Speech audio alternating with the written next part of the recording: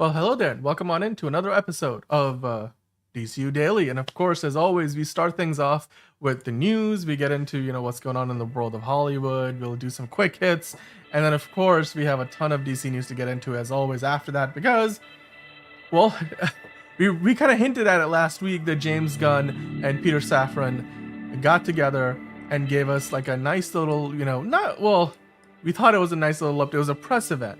And at that press event, they covered everything from new projects that have officially or not officially been announced yet, to updates to all the original 10 projects they announced a few years ago. And since that time, since late last week, since on Friday, we have now come to know what all those updates were, because it wasn't an event that was open to the public. It was for journalists. It was in a smaller, more intimate environment, but now that information is out in the world, and we have to talk about it because we have a lot of updates from the Authority to the Batman movies that have been developed and the Blue Beetle animated series. Are they going to be at Comic-Con this year or not? There's so much to get into. And of course, we also have other stuff like the Oscars are days away now. The SAG Awards happened this past weekend, just yesterday, I believe. Yesterday or Saturday. I forget which day of the weekend it was, but basically, the race has now been blown wide open because Timothée Chalamet, Conclave, are they gonna start winning at the Oscars? They weren't really necessarily the favorites, but we're gonna get into that and so much more. And with me to do that, I'll have John. But before we get into the news, as always, let's start things off with the news intro. It doesn't seem to matter what I do. I'm always number two. All right, Mr. I need to paint my abs on to get nominated. You don't see Robert Downey doing that. You're kidding. You're kidding. I can't open the envelope without the... Warner Brothers is heading back into the Matrix with a new movie in the works. Wonder what other surprises are in store. I want to be Bruce Wayne. I like that. And you're gonna love me. There's the shot right there. That. Okay, we don't need to see chords. Right there. You look ridiculous. Well, not no more, he don't. What, dude? I can barely understand you. Your accent's insane. What the needs now? Give me a hand up. Nope, I'm actually okay. Thank you very much. Oh, wow. Wow.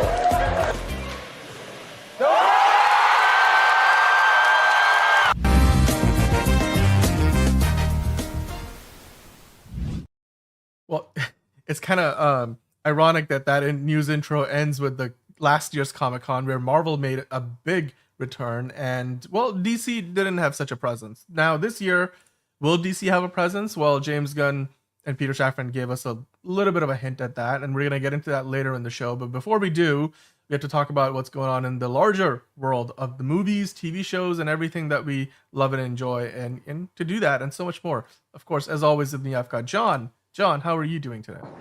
Doing pretty good. God, I didn't realize that we had so much DC stuff today, but I guess we do. So let's get into that before it hits 4 a.m. Let's go. Yeah, well, we're on the East Coast and it's almost midnight already. But you know what? It's a late show for those of us on the East Coast in the U.S. But for those of you guys watching from other parts of the world, good morning, good afternoon, good evening, And good night. wherever you're. Well, we won't wish you good night just yet, but we will. I was doing the Truman Show. It sounded like you were. Doing I Truman hear Show you. thing. I hear you. I got the reference. I understood the reference. Yes, I understood that reference. Speaking of Captain America and understanding references, Captain America: Brave New World. Perfect segue. We did it, guys. We did it. That's the best segue I think we've ever done on this show. Probably. Accidentally, but it works. But before we count our chickens anyway, I'm gonna stop going into metaphors. Let's talk about what actually happened at the box office this past weekend. We always on Mondays like to take a look back at how the weekend that was at the movies, and of course, Captain America 4 went into its second box office weekend and suffered, well, a pretty devastating 68% drop. And the first opening weekend, it came in when you count the 4 days, it was $100 million. I think when you look at just the 3-day weekend, because it was a holiday weekend, President's Day, Valentine's Day weekend, so they counted the 4 days, and that came in at $100 million. So, guys, it's it's not doing well this week. Like it says in this Yeah. article here on Variety, it went from getting 100 million in its opening weekend to 28.3 million. Now, the amount of theaters it's in is still well over 4,000, which is normal for wide releases in North America. We're talking domestic numbers right now. So when you look at the worldwide number for where it is total, it's sitting at just under 290. I think it might, by the end of today, probably cross that number. So it's basically, around 300 million, let's call it that. But at the end of the weekend, it was 289.4. We know based on the $180 million more or less budget of the movie, they probably wanted to make like $400 to $500 million to break even. Now, having said that, I'm just going to add a little bit of context as to where this puts Captain America 4 in terms of second weekend box office drops, right? So let's take a quick look at some MCU history, because somebody did the work for us. So we're going to, thank Reddit in this case, where Avatar Canole put together a list of the second weekend box office drops for all MCU films throughout basically the entirety of the MCU. This doesn't currently include Captain America 4, but it does include pretty much everything that came out before it. So as you can see, in terms of the smallest drops, 44.7% Black Panther, the first Thor only dropped 47%. You've got some classics there. The Avengers, the first Iron Man movie, Spider-Man Far From Home, not necessarily a classic, but Thor Ragnarok was pretty good, Shang-Chi. But now when you get to the other end of the list, this is, I think, more relevant to the current conversation, because if you remember, just now we mentioned that the Captain America 4, Captain America Brave New World, dropped 68%. The actual percentage number is a little bit higher than 68, but it's 68 and some change. This is the company that it keeps, because now that's pretty much a worse drop than Black Widow and Thor Love and Thunder and Spider-Man. Now, Spider-Man No Way Home shouldn't really be here, and Doctor Strange The Multiverse of Madness shouldn't really count, because both of those movies, Doctor Strange made almost $1 billion. Spider-Man No Way Home made 1.8 billion. It was a slow build. Yeah, but for those movies, when they open up so big, it's okay to drop, by that much, because they opened I believe Spider-Man No Way Home opened to over 200 million, something like that, right? So it's okay when a movie opens up that big for it to have that kind of a drop. When it's not okay is when something like a Black Widow, which hey, that came out during the pandemic, so there's another qualifier there. Eternals, I think, is probably the worst example. And in more recent times, the Marvels also had a pretty big drop, which is not on this list. So the Marvels, I think, came in with an even bigger drop. I think that suffered a drop of somewhere in the 70s. So if I am doing my math correctly, Captain America 4 now is on that list, probably the third worst box office drop in a second weekend. Enterprising and TC24 and Kevin Davis in the chat, Enterprising saying he's sad for Captain America. TC24 saying sleep is for the weak, the fire rises, my brother. Yeah, well, there you go. Kevin Davis saying folks never going to accept a black man as Captain America. Stop with the excuses. Good writing and reviews wouldn't have changed anything at all. Look, I think the movie, if it was a better movie, the number wouldn't be as bad, right? So when you look at it, though, the one other key trend here that you see in phase 4 of the MCU, the average drop seems to be over 60%, which is not a good sign. And when you look at a lot of these movies that are in this list with the biggest drops, most of them are post-Endgame movies. Not all of them, but most of them. So, John, I wanted to get your opinion on this. Are you surprised to see Captain America 4 become, basically one of as far as second weekend box office goes, one of the worst in the history of the MCU? I think is in the bottom 3. It's definitely close to if it were in European football terms, it's in the relegation zone, dropping down to the league below. But are you surprised by this? Is this something that you saw coming? Were you expecting better? Do you think it's, considering the middling reviews, it sounds about right? What are your thoughts on Captain America Brave New World dropping 68% in its second box office? I knew this was going to happen. Straight up, we knew that once it was fully revealed that this was not really all that great, it was, it was going to drop heavily. And the fact that it's one of the worst drops in MCU history, yeah, that's it just seems that Thunderbolts and Fantastic Four, I'm going to have to do a lot of heavy lifting, where this one failed. Thunderbolts, it looks like Diet Suicide Squad, but maybe that'll work for people. They have some fan favorites in there that'll work, and then Fantastic Four, hopefully that's good. That'll be the first actually good Fantastic Four movie. So that's like the best we can hope for in terms of Marvel. But yeah, I could have seen this coming from a mile away. Yeah, it's a pretty big drop, and that's not a good sign. I think the other thing that's significant when you look at the other movies that were in the top 10 this past weekend, like Captain America made like 28 some odd $million in its second weekend. Most of those other movies made altogether just about as much as that. So there was only around 50 to 60 million dollars of business to go around at the box office. So if you are somebody who's saying, "Oh well, you know, people didn't get to see this movie because they were seeing so many other movies," there just wasn't a lot of movie, watching going on. Not a lot of people just went to the movie theater. A lot of people probably saying, "You know what? I'm just gonna wait to see these movies at home when they're on streaming." And it seems like that's exactly what's going on. What happened with Captain America 4. So it's unfortunate, but hopefully, if you guys did go see it, and you had a good experience, then you are letting your friends know about it. Because I, for one, think that while the movie wasn't the really one of the Marvel's finest, it wasn't one of the worst, but it is firmly, mid to lower tier MCU. So, and in that sense, I think, the story could have been simpler. They tried to do way too many things. If this was a story that was much more focused on Sam Wilson becoming Captain America, rather than also having Red Hulk in there and having Sidewinder and the Serpent Society and what's going on with Adamantium and Celestial Island and like the leader and like too much shit in the air. Like, I feel like this movie, if it had a simpler story, if it was just treated like an origin story to a new Captain America, that could have worked. But you know what? I think Anthony Mackie is still a fantastic actor. I walked away from this movie still believing that he could be our Captain America. So hopefully that means that, in the coming years, as he takes on that role for, Avengers, Doomsday, Avengers, Secret Wars, and so on and so forth, I hope that it will, bode well for this version of the character. And in the meantime, of course, Captain America 4 is going to eventually be on Disney Plus. So if you are waiting to see it on Disney Plus, I'm sure the second weekend box office drop only helps to get it to you that much faster to streaming. But we'll see. The second weekend, 68% drop, one of the worst in the history of the MCU. Not a good sign. With that said, let's get on to some better signs, John. So Andor season 2 just dropped this teaser trailer. The show comes out on Disney Plus later this year. The first show won some Emmys, got nominated for plenty of awards, and I still think it's probably the best thing Star Wars has ever done. A lot of people, it's like it's one of the best things that Disney Star Wars has ever done. I've seen people talk about it as the best thing since the original trilogy.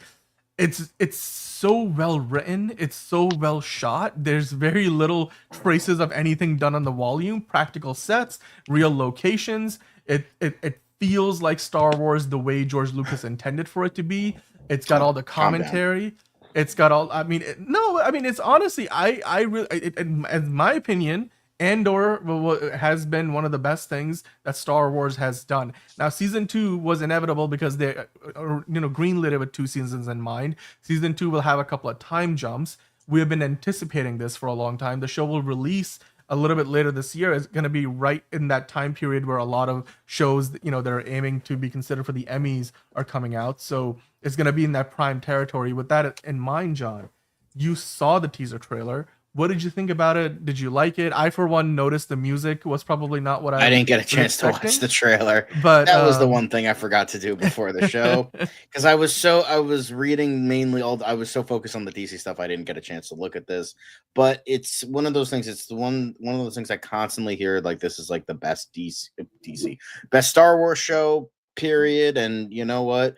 I mean, if I gave a shit about Star Wars still, I would probably watch it, but I don't. But I'm glad the people that still watch Star Wars like it. So hopefully they don't shit the bed and shoot themselves in the foot with the second season, much like The Mandalorian did with season 3. So that's all we can hope for. Dude, they're gonna have more Saul Guerrero in this, and I can't wait for that. You get a more cleaned up Cassian Andor, which is not something that we noticed as much of. Mon Mothma is there. They're giving us some early reviews, confident and sophisticated, truly phenomenal storytelling.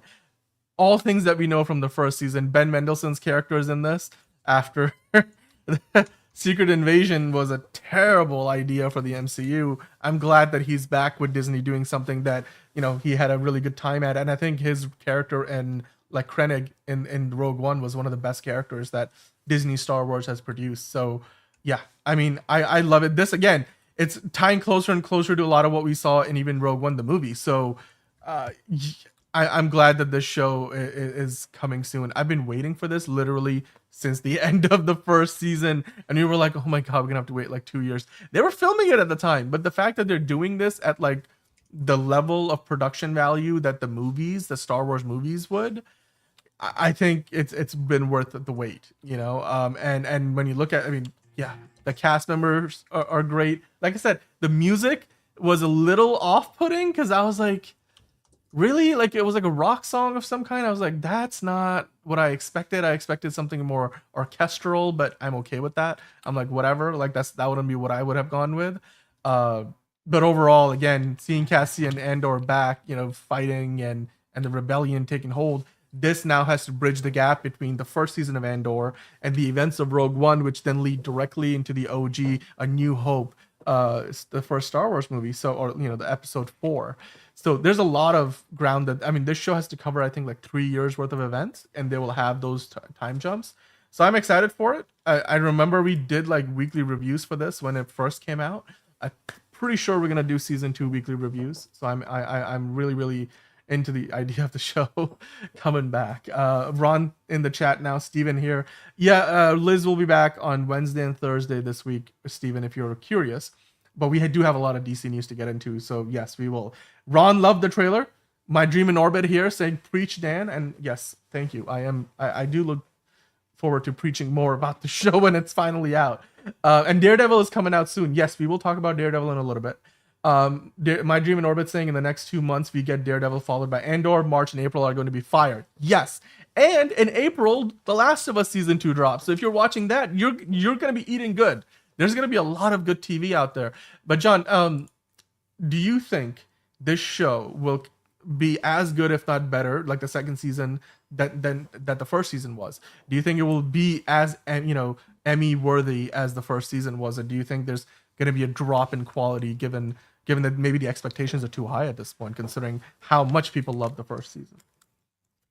Yeah, I think that's, as I was saying before, it's like there is the idea that, you know, Disney could shit the bed because it is Disney. So they like to always ruin their best stuff. So that's what I'm predicting here. I hope that's not the case, but it's like they did, like everyone thought Mandalorian was like the greatest fucking thing ever.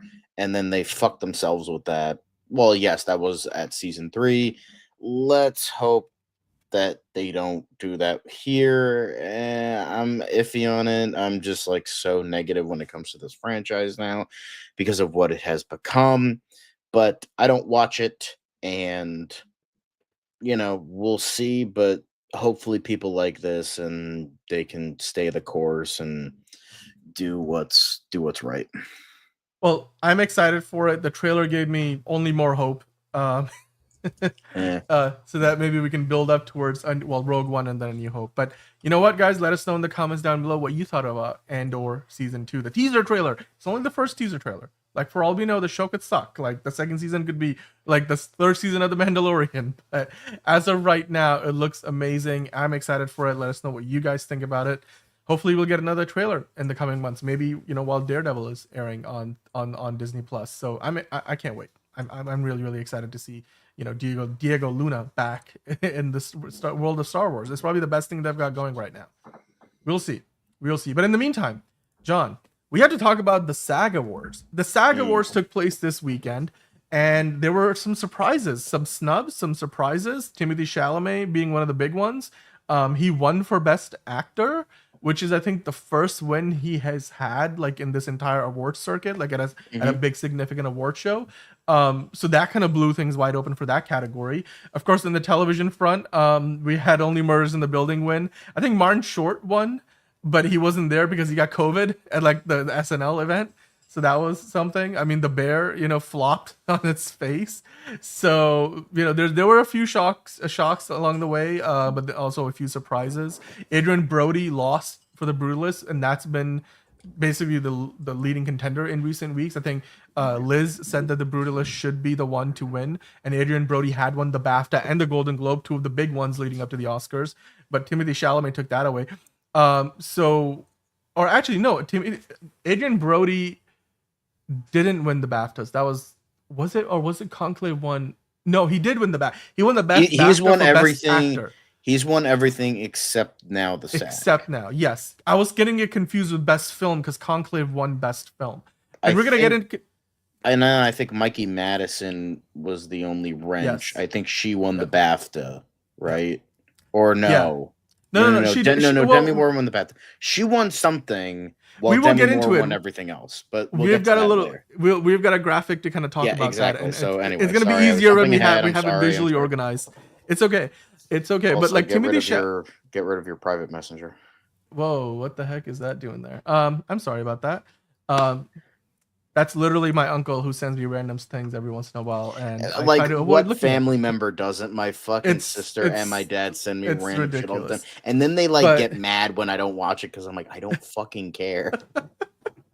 You don't watch my shit. I don't watch your shit. It's an equal. Totally fair. It's an equal exchange. Every once in a while they'll send you something that's significant. But anyway, Timothée Chalamet winning his first significant award of the season, and he won for Best Actor. And in his speech, he said, "I know we're in a subjective business, but the truth is, I'm really in pursuit of greatness." Which, when you read his comments, they sound a little, like highfalutin, but I think when you watch back what he said at the award show, it sounded better than it sounds when you read it. Okay, like he sounded better saying it than the way that I'm when you read it out loud.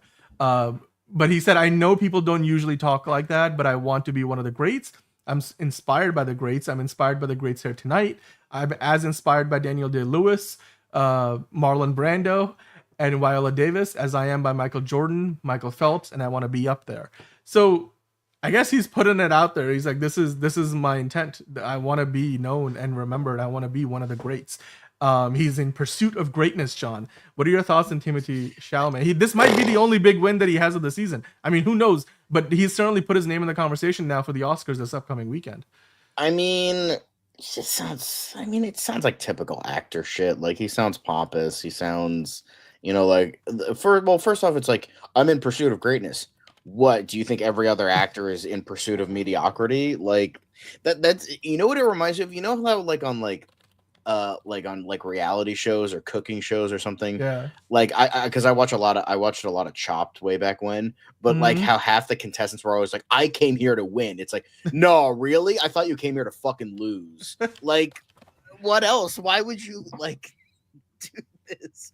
Yeah, it sounds a little Darth Vader-y. Speaking of Star Wars, but yeah, it just sounds weird. I mean, it's not as bad as Matthew McConaughey's Oscar acceptance speech.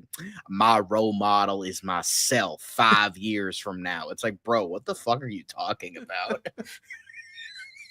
Like, how much doobie did this guy fucking smoke before he got on stage? And can I have some? Can I have some? Well, I mean, look, damn. I was just like, you know what? He wants to smoke. Let's see if he's going to be able to back it up. He's been on a pretty good win streak so far. I mean, recently he's doing the Dune movies. Wonka was pretty good. Not my favorite version of the Wonka story, but pretty good. And of course, winning for this movie. Again, he's been doing well for himself of late, and certainly he's on the trajectory. And even though this comment sounded a little like, a lot of his ego showing up, I think the way he tried to say it was, I want to humbly just admit that I want to be one of the greats.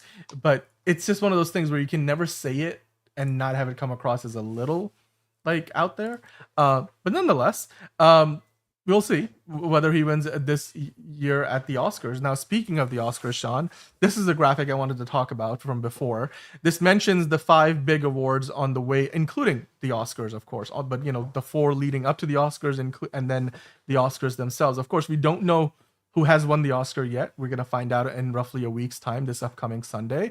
But the Golden Globes, since the Golden Globes give out, 2 awards for Best Actor and Actress, one for drama, one for comedy, you ended up with 2 people winning in each of those categories. Of course, you had Demi Moore winning for The Substance, Fernando Torres. I forget what was the name of the movie that Fernando Torres was a part of. Somebody let us know in the chat, but she won, I believe, for Best Comedy.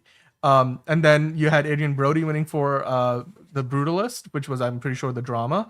And then Sebastian Stan won. That wasn't for The Apprentice, but it was for the other movie that he did, because he's been nominated for like 2 movies this whole award season. So of course we had Sebastian Stan sharing in the accolades. But then, as you see, from then onwards, the lead actor and lead actress conversations are a little wonky. Whereas supporting actress, Zoe Saldana for Emilia Perez, she's gonna win. She's won every award up till now. Kieran Culkin winning for what's the name of the movie that Kieran? A Real Pain. A Real Pain. I always forget. I keep wanting to say something else, which I'm like, that's definitely not the title. But he's pretty much a lock. Zoe Saldana is pretty much a lock. So where the conversation gets interesting is best actor and actress, because Adrian Brody was pretty much leading the way up until the SAG Awards. Now, you guys got to remember what's significant about this is the SAG Awards are the ones that pretty much predict who's going to win at the Oscars, because the SAG Awards are voted on by the actors, and the actors in the Academy vote on all the acting categories. So it's pretty much, you can use it almost like a cheat sheet, that when you get to the Oscars, that, if you want to predict who's going to win all the big acting awards, you can just go off of, what happened at the SAG Awards and pretty much get most of your picks right. It's rare that you see something where there's an upset.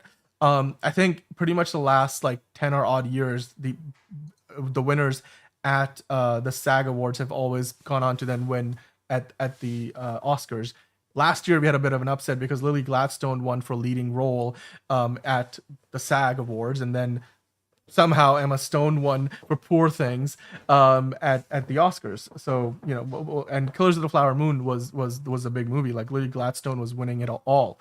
So every once in a while we do see the trend get upset, and now it looks like if Timothée Chalamet is the one who won at the SAG, John, question for you is, do you think he is now in the lead for the Oscars as well? Because I mean, Demi Moore is clearly a bit more of a leading contender for the lead actress, even though Mikey Madison came in and won the BAFTA. I don't know if that means she's gonna be, but I guess Fernanda Torres and Mikey Madison are in that conversation alongside with Demi Moore, but Demi Moore still stands above them all, especially given she won the SAG Award. So she's got all the actors who voted for her there also potentially voting for the Oscar. But then with the best actor, do you think all those people will also vote for Timothée Chalamet at the Oscars, or do you think Adrian Brody still has it in the bag? I'm willing to bet about Adrian Brody. I feel like he, I don't think it's based on one thing. I think it's based on like the majority. I think Zoe Saldana is pretty much locked in. I thought Jeremy Strong was locked in for supporting actor, but I guess not. I mean, obviously there could be an upset, as you said, but now there's technically there's 2 contenders now, because Sebastian Stan was not nominated for A Different Man. But all 3 of those women are nominated for leading actress. So obviously we'll see. Demi Moore seems like the favorite now, but then I also heard that Mikey Madison is the favorite now. So well, after the BAFTA, she picked up. I mean, that's a lot of momentum, because again, there's a lot of overlap between the people who vote for the BAFTAs, which is the British Academy, and the Oscars. So yeah, I mean, it makes sense, right? But it's just so interesting to see which way it's gonna swing, because you still have Fernanda Torres, like her movie I'm Still Here. She's the ultimate dark horse. Like, I wouldn't be surprised given that she did win a Golden Globe. But yeah, or Sebastian Stan.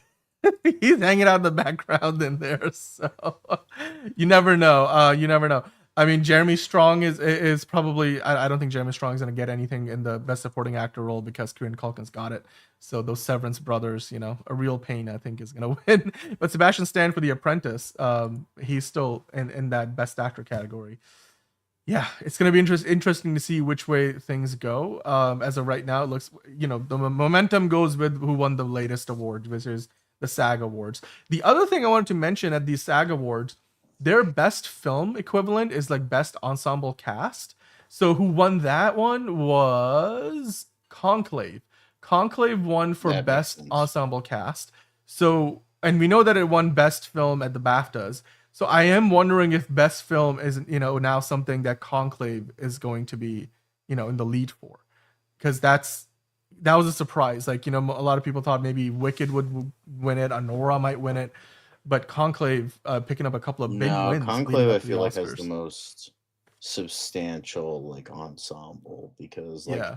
all those moving parts, all of them did a great Do you job. feel like it was a greater than the sum of its parts, but maybe the individual performances won't get noticed as much? Maybe that, even though I think Ray Fiennes did a great job, John Lithgow did a great job, Stanley Tucci did a great job. I mean, all of them did. But I feel like that's the only ensemble. Like Wicked, that wasn't really like an ensemble movie. It was mainly about the two of them. That's not an ensemble. That's two performances. So I think I believe Conclave, yeah, maybe it's an ensemble thing, but Ray Fiennes was, considered for a hot sec, but then once the Brutalist got traction, that was the main like favorite now. So it seems like that's the way to go. But yeah,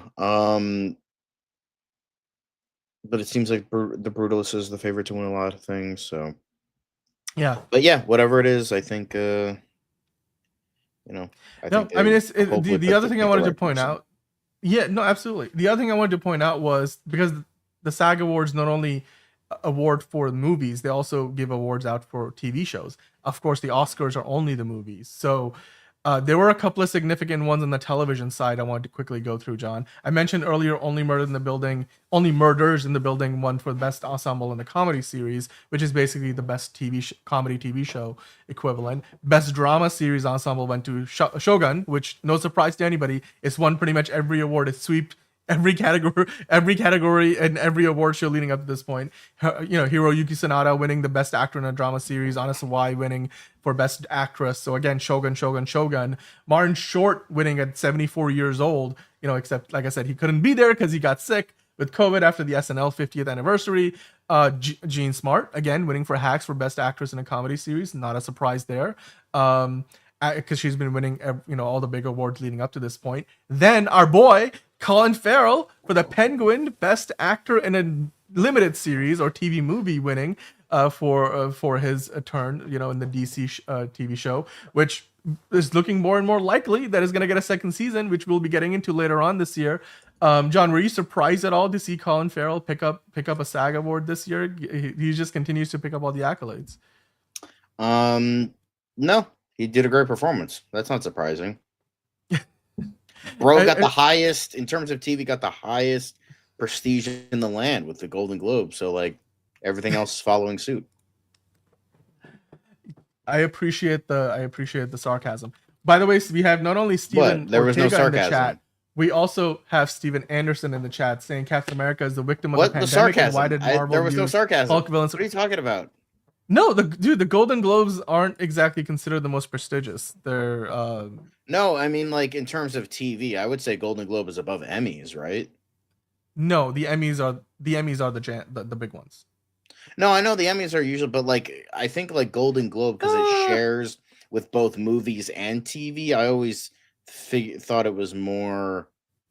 No, I think the Emmys are like the Oscars for television. So if you No, I win the know Emmy, that. that's the biggest honor. I think Golden Globes' reputation has been tainted because in recent years because Yeah, I know that. the people who vote for them, like it's all about who's voting for these awards, right? It's not like your fellow actors are voting for you, like in the Emmys or like fellow filmmakers, like at the Oscars and stuff. It's just Hollywood foreign press reporters, which is not as significant. So, Although didn't they change that because the Hollywood Press Association got like a lot of flack and then they had to close up and then they reintroduced it and now it's under a new thing for the Golden Globes essentially, isn't that what it is?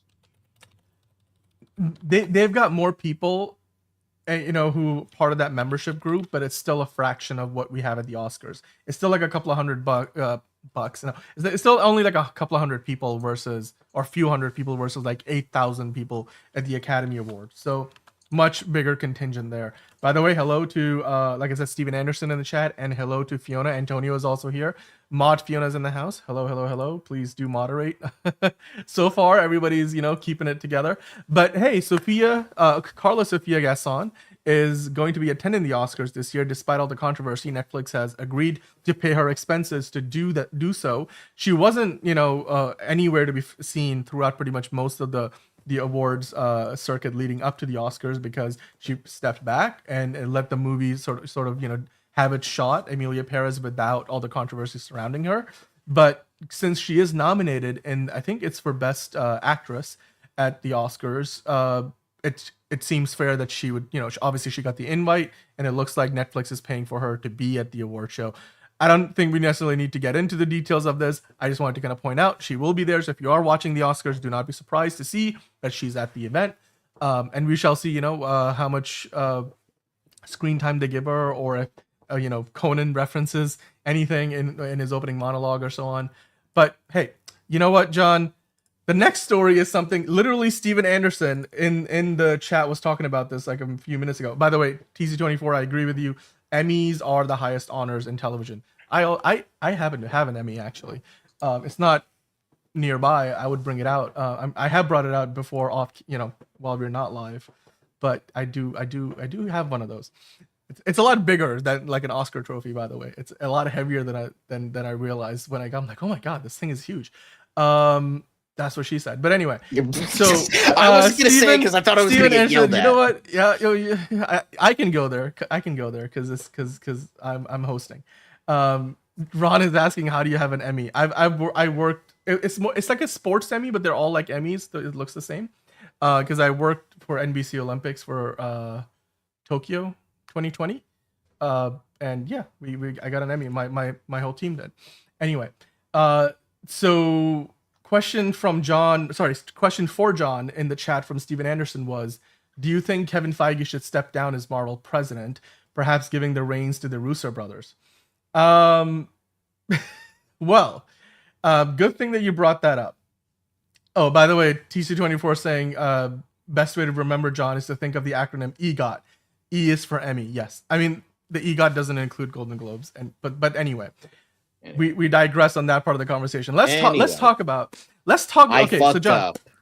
it's okay. It's okay. It's all right. It's all good. Like Golden Globes are still significant. Obviously they are, but like I think when it comes to TV shows, Emmys are the big ones. Captain America 4 we were talking about earlier, not doing well at the box office. The second weekend, a 68% drop, one of the biggest drops in the history of the MCU. But the other day, not too long ago, you ranted about Rob Liefeld and his comments because he wasn't granted access to the after party for Deadpool and Wolverine, and he's of course a creator of Deadpool. Now, in more recent times, let's say, he's come out with a few more points of criticism for the big man in charge at Marvel, Kevin Feige himself. So this Rob Liefeld, he's basically called out Kevin Feige, saying that he's probably past it. He's spent. He should get off the mound, like step down, like That's funny because people are saying that about you, and the thing is, you're even less relevant than he is. So how about you shut the fuck up for 2 seconds and let the man fucking do his job? The man who single-handedly created the most successful franchise in recent history. Yeah, he should step down as opposed to guy who made a comic book character that doesn't even resemble the comic book character he created. Cool, great. Man who can't draw feet. He said, "Get Feige off the mound. He's spent. He just reacted to it. So are you. So are you. What are you doing? What are you That's a genuine quote. What the fuck are you doing? This dude's I'm one of the last people to defend Marvel because Marvel is fucking crooked and fucking Disney's fucking crooked. I have not liked anything Marvel has done. I don't really like Kevin Feige that much, but if I were to pick being shot in the head or burned alive, I'm picking Kevin Feige over this fucking douchebag. When is this fuckhead gonna fucking learn that nobody gives a fuck what you think except for people that do dumbass rants like I do, or just stop talking? When the fuck when was the last thing anything you've done is successful? This dude is if Frank Miller didn't shut the fuck up. Frank Miller, yeah, he's going batshit insane and he hasn't made a good comic in 30 years, but at least he doesn't like go on fucking weird ass rants from time to time. Like I'd give Alan Moore that. Alan Moore doesn't fucking do anything anymore, and he goes on his dumbass rants. But at the same time, Alan Moore, he like crops up every 10 years, like superheroes are white supremacists, and then fucks back to his cave. It's like, all right, fine, whatever. he says saying whatever bullshit. But it just seems like Frank Miller is just like, I'm not even gonna fucking talk. I'm just gonna keep making my shitty ass fucking comics that nobody reads, and then just like put those out there and then just kind of step back. Rob Liefeld isn't even making like anything like of note at all, and yet he keeps talking. It's amazing. Like he keeps talking. Like Kevin Feige, I don't agree with everything he's done. I don't really like the guy. Well, I mean, I don't know him personally. He seems like a decent dude, but like what he's done for Marvel, his success has more than backed up him than his failures. And don't get me wrong, like a lot of this stuff is his fault, yes, but at the same time, it is also the fault of writers, producers, minimal producers, executive producers, the board of direct. Like, it's not just Kevin. Yeah, Kevin Feige just gets all the blame because he's the head honcho, he's the guy, he's the face, he's the name that people know. But at the same it's the buck time, stops here argument, right? So I understand that the blame lies at his feet when things are going bad, but also the credit goes to him when things are going well. I understand that, but yeah. And by the way, we got Magical Sky Wizard in the chat as well now. Yeah, the whole comment from Rob Liefeld just seems like he just feels scorned, and he's almost taking. He's just mad. He's just mad that nobody fucking cares about him anymore. He's just a pathetic little fucking waif that nobody gives a fuck, but yet he keeps going on these tirades that nobody cares about. It's like, oh, he should step. And now he's just like all pishy. Like, I wasn't invited. You weren't invited to an after party, bro. Like, are you fucking real? Are you real for like you're getting this much of your fucking panties in a bunch and dying on this hill because you didn't get invited to a party? I've known people like that, and it's a pretty dumbass hill to die on. Like, not gonna lie. It's just like, don't fucking like just like, oh, I didn't. It's like the Maleficent defense. It's like, I didn't get invited to a party. Now I'm gonna curse your 16-year-old daughter if she touches a fucking sewing machine. Like, where are we? What are we doing here? Like, what is this? Well, I just don't understand like the fucking level of ego behind this dude. Yeah, I know Liefeld's always been like this because somebody made that fucking Watchmen meme of like, oh, this like 1988 he chooses to leave Marvel. 1992 he's not associated with Marvel. This year he's not associated with. I wish I could find that meme because my friend made it, but he made it like weeks ago. So I wish I could find that again. But it's like, oh, this week Rob Liefeld's mad at something. Okay, congratulations. As opposed to like the past fucking 30 years, this dude has been mad at Marvel or DC or even his own company Image for doing shit. It's like, just stay mad.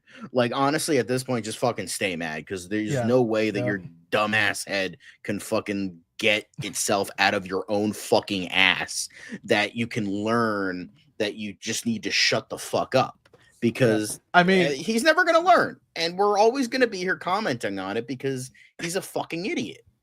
Rob Liefeld will always collectively remain this huge dumbass that no one cares about, yet here he is. My name is on the fucking... Yeah, Joe Kelly did more for Deadpool than you ever did, fuckwad, so shut the fuck up, all right? So stop. It's ridiculous at this point. And I need to blow my nose, so I'm going on mute. Dan, what do you have to say? I was just gonna say, Ron keeps reminding the chat to look up his comic book artwork where body proportions and feet aren't it's basically Rob Liefeld turned into, AI when it comes to those things, and they just can't seem to get all the digits right. And I first was like, is that exaggerated? And then I went and looked it up, and it wasn't. It's as bad as people say it is. And we've actually brought it up on the show before. I'm sure you guys can go back and check that out on one of the older episodes. But yeah, I don't like it when people just make these offhanded comments. Look, I agree that it's not a good sign that when you look at 3 of the worst second weekend box office drops in the MCU in recent history, they all come, in the post Endgame era, right? Like where you have Ant-Man and Quantumania, the third Ant-Man movie, that had a drop of 69%. So that's one above Captain America: Brave New World, which came in at 68% at the second weekend in the for its box office. And then the number 1 is the Marvels, which dropped 78%. That's insane. So all 3 of those are movies that have come out in the last few years. So I get it. Maybe there's a bit of logic behind the fact that Kevin Feige has maybe not been doing his best work recently, but also it comes from a time when Kevin Feige, some of the control that he had over his own, movies and TV shows at Marvel Studios was taken away from him under Bob Chapek. So I do believe that, not all the blame should be, put on Kevin Feige. And coming from, Rob Liefeld, who's clearly feels like he was, personally harmed for not being let into the after party at the Deadpool and Wolverine premiere. I'm like, come on, man. Just yeah. But you know what? Some people just like to talk, and he just, he's never one to shy away from sharing his opinion. So here we are talking about it again. But even if he has a certain, level of, or modicum of maybe truth to what he is saying, I don't think, like Antonio was saying in the chat, that it's nearly high time for Kevin Feige to step down. I think he's still got quite a bit left in the tank. And I think for a man who's literally created the most successful movie franchise in the history of Hollywood, he's earned a few duds along the way. So yeah, let's just cut him a bit of slack. And with that, I think, we'll move on. So, John, it's time now for the quick hits. Let's get to the next part of the news segment where we roll through all the pieces of news at a much faster clip. So let's hit that bossa nova elevator music, and then we'll ride directly into the quick hits. And there's still a lot more Marvel and DC news to get into. Boop. All right, well, it's time for quick hits, John. So Marvel and DC Comics have now confirmed plans for a Marvel DC Marvel crossover later this year. It's been a long time coming, but it has finally been announced. This was from, I believe, the 2 chiefs of the comics, like the chief of Marvel Comics and the chief of, the editors in chief, I should say, of DC Comics. So you had CB Cebulski from Marvel and Marie Javins from DC. They collectively announced the team up. So my question to you is, since this crossover team up thing is happening now, is the first one in a long time, which of the iconic DC and Marvel characters would you like to see cross over when this does happen later this year? I mean, I've never read any of the other crossovers or the Amalgam comics or anything like that, but I mean, what I would like something along the lines of what the 90s crossover was, which was essentially them realizing that neither is better than the other and they coexist, and that's it. Like, I like that ending, like, from what I know about. I haven't specifically read it, but I know, like, of the story. So I hope something like that happens. I mean, I'd like to see, some of the major characters like show up, but also like show maybe some of the weirder, smaller characters that are like very similar. Be like, hey, it's weird how we're so similar. That kind of thing, just something like that. But I hope it's like, it's not going to be like, oh, DC's better than Marvel or Marvel is better than DC, all that shit. Just like, hey, they coexist. We're cool. Just, we're going to have some fun. That's what I want. Yeah. Look, I'm excited to see if they're gonna do like a Batman and Iron Man thing. Like, those are all the big ones, right? And every once in a while you'll find combinations that people didn't think of, and that's really where the creativity will come into play. Will the Avengers cross paths with the Justice League? That would be interesting. Or will the X-Men come along? We'll see the Authority, like all these different characters. Suicide Squad meets the Thunderbolts. That'll be relevant. Ron saying, I would love to see DC heroes take on Marvel villains and vice versa. Yes, I'm pretty sure a lot of people would too. So it is going to be happening later this year in the comics.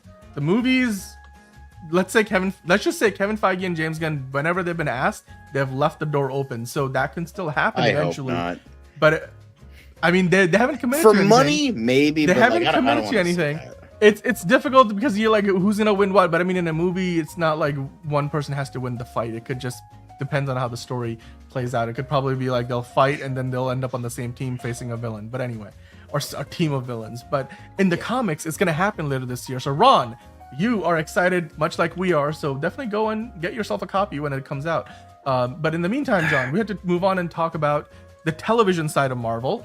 because Brad Vinderbaum, the head of Marvel Television and Animation, has recently said that they are considering working on a second season of Hawkeye. This is what he said: you can kind of revisit it whenever, and we're looking for opportunities to do that. So not really committing to it, but at least suggesting that it's on their minds. They are thinking about it.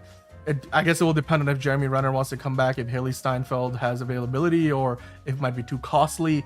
But at least from what he has said here, they don't necessarily have a specific idea in mind, but they're open to the idea of potentially bringing back Hawkeye for a second season. Would you watch it? Would you be interested in a second season of Hawkeye? No, I never watched the first season.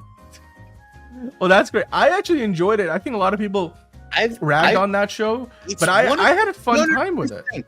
You know what I've heard about Hawkeye? It's the weirdest thing. It's a complete love it or hate it affair. I have not seen anything in between. I have seen people absolutely fucking adore this show, and then people who absolutely abhor it, absolutely fucking hate it. Like, there's no in between. It's so weird over a Hawkeye show. God damn it, fucking Jeremy Renner app. If you know, you know. But like, it's just so weird how it's like, this is the thing that's like so divisive when it's like, because I know some people were mad with the Kingpin portrayal and how he gets one shot at. I'm like, okay, I understand that. But I know people that like absolutely love it or absolutely hate it. It's like, you know, it's weird. It's so weird to me, but I mean, you do you, I guess. But if you enjoy it, cool. If you don't, then don't watch season 2. Yeah. By the way, moderator Fiona doing us all a lot of good in the chat. We are on Instagram. We are on Threads. Do follow us there, because we do appreciate the support. And then, you know, you can catch us with all of our other updates. I know a bunch of you guys actually have found us on, like, you know, X and Threads and Facebook and stuff. So we're also live on Twitch and TikTok for what it's worth. But anyway, Hawkeye was fun, My Dream in Orbit says. So yeah, no, I agree with you. I think Hawkeye, if it comes back for a second season, I'll be all for it. Excuse me. But you know what is coming back for a second season? It's already guaranteed. They're gonna go into production on the second season of Daredevil pretty soon. They've already been doing some work that could potentially count as production, because we talked about it, I think, a week ago, saying that Daredevil season 2 is pretty much wrapping up to start filming season 2, while season 1 is still on its way. Of course, season 1 is literally a week or so and some change away now, so we're getting closer to Daredevil Born Again coming out. But season 2 is already on the way. But we're going even beyond that now, because it looks like Matt Murdock is gonna be, you know, on our screens for a while to come. Brad Vinderbaum, again, the head of Marvel's television and animation divisions, he said they have plans for multiple seasons here. So I mean, they're already working on season 2. They're already working on. So what he basically said is that they want to do this where not only are we gonna get, you know, season 1 now and season 2 potentially soon, they want to give us like one season potentially every year. Like season 3 is already, you know, something that they've been working on. What he said is 100% it's a multi-season show. I don't know how many seasons it will run. It would be cool for that journey to continue. Yeah. And this is something that, you know, Charlie Cox is clearly excited about. So if basically Brad Vinderbaum is the Kevin Feige of Marvel Television, if he's telling us that we're gonna get at least 3 seasons of the show, and the pace at which they're filming this means we're not gonna have to wait like 3 years for the next season, are you excited that this is the level of commitment they have to the character of Daredevil? I mean, I still have so many reservations about this show, and I'm not just talking about the Echo character. Bump. Anyway, but it's I want it to be good. I like, if it goes for multiple seasons, hey Lenny, then awesome, great.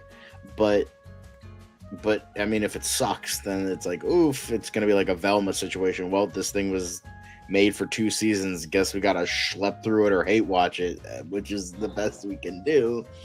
Hey, it's gonna be bad. But like, you know what? I mean,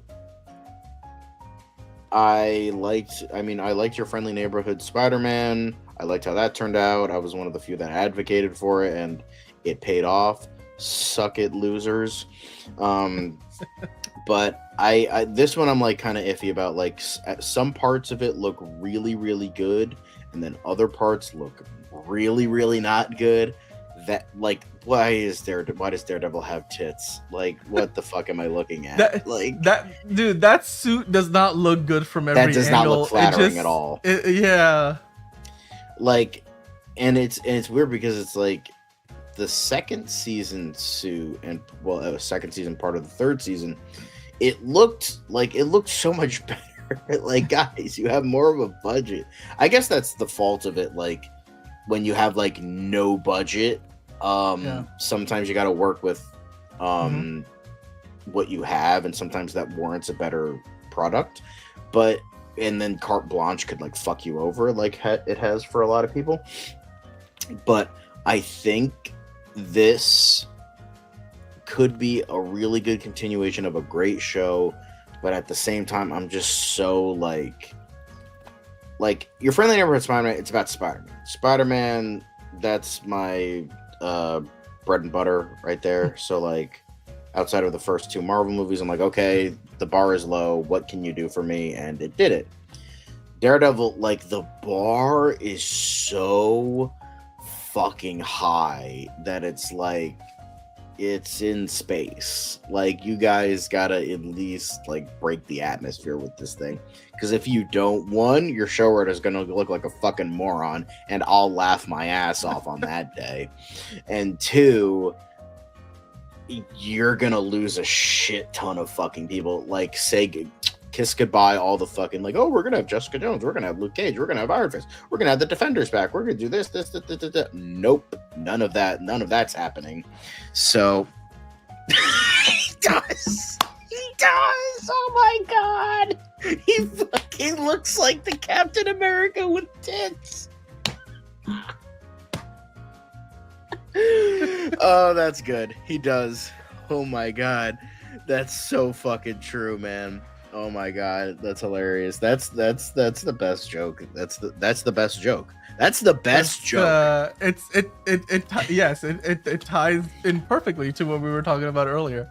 Yeah, he does have a lot of different suits. I just hope this isn't the one he's gonna wear all the time, because it's not the most flattering. Because I mean, it's like, you could tell Charlie Cox is not that big of a dude, and I don't care if he gets in superhero shape.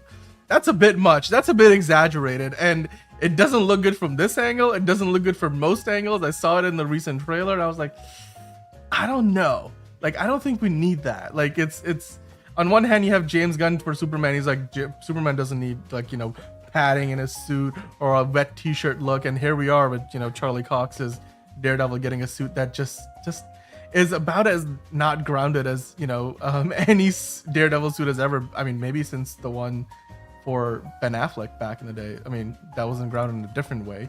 But anyway, talking about other Marvel projects, they just dropped, and this is something that I don't even think is online. So the only way you're gonna be able to see this is if you go to an IMAX screening of a movie. You'll get to watch the IMAX exclusive version of the Thunderbolts trailer. I watched it. It has a few new shots. A lot of these shots are in like the recent trailer that is not IMAX exclusive, but then has a few more shots. You can clearly see here that Bucky is indeed still probably running for Senate. But then it just looks like he ends up being given, the task to, I guess, save the world from this Void character, or Sentry. So it's fun. I like it. It feels like it's on a smaller scale, even though, I feel like eventually the third act of the movie is going to be like a world-saving event. But I like the trailer. I like the cinematography for what it is. It's not like the Batman. It's not like art work or anything like that. But I like this movie so far. I could tell you that I'm actually legitimately scared that Red Guardian is gonna die in this movie. In fact, there's a shot in the trailer, like even the ones that are online, not just the IMAX one, where it looks like Sentry tosses him out the window of what used to be the Avengers Tower. So I'm like, they wouldn't be showing that to us if that was when Red Guardian dies, right?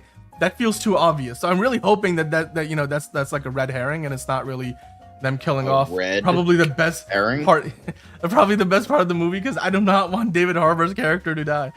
I mean, John, what did you think about this Thunderbolts trailer? Is it getting you more excited for the movie? Are you still kind of iffy about it? I caught a little bit of it. It's a trailer. That's all I can say. Because the thing is, I'm not excited for like anything more. The only stuff I'm like curious about now, the only thing I'm really technically excited for is now Your Friendly Neighborhood Spider-Man Season 2, but that's not going to come out till next year, so that's not even on the docket. And then Well, you're saying that because David Harbour is now a DC character, like they're gonna fucking kill him off out of spite. I could see them doing that. But I don't know. It's just like we've had what? Oh, well, yeah, because Sentry is anyway. I get it. Whatever. Magic. Anyway. But yeah, I forgot what I was talking about. The comments distracted me. Yeah, red herrings. Red Guardian, red herring. I don't know. I made that pun without realizing I made the pun.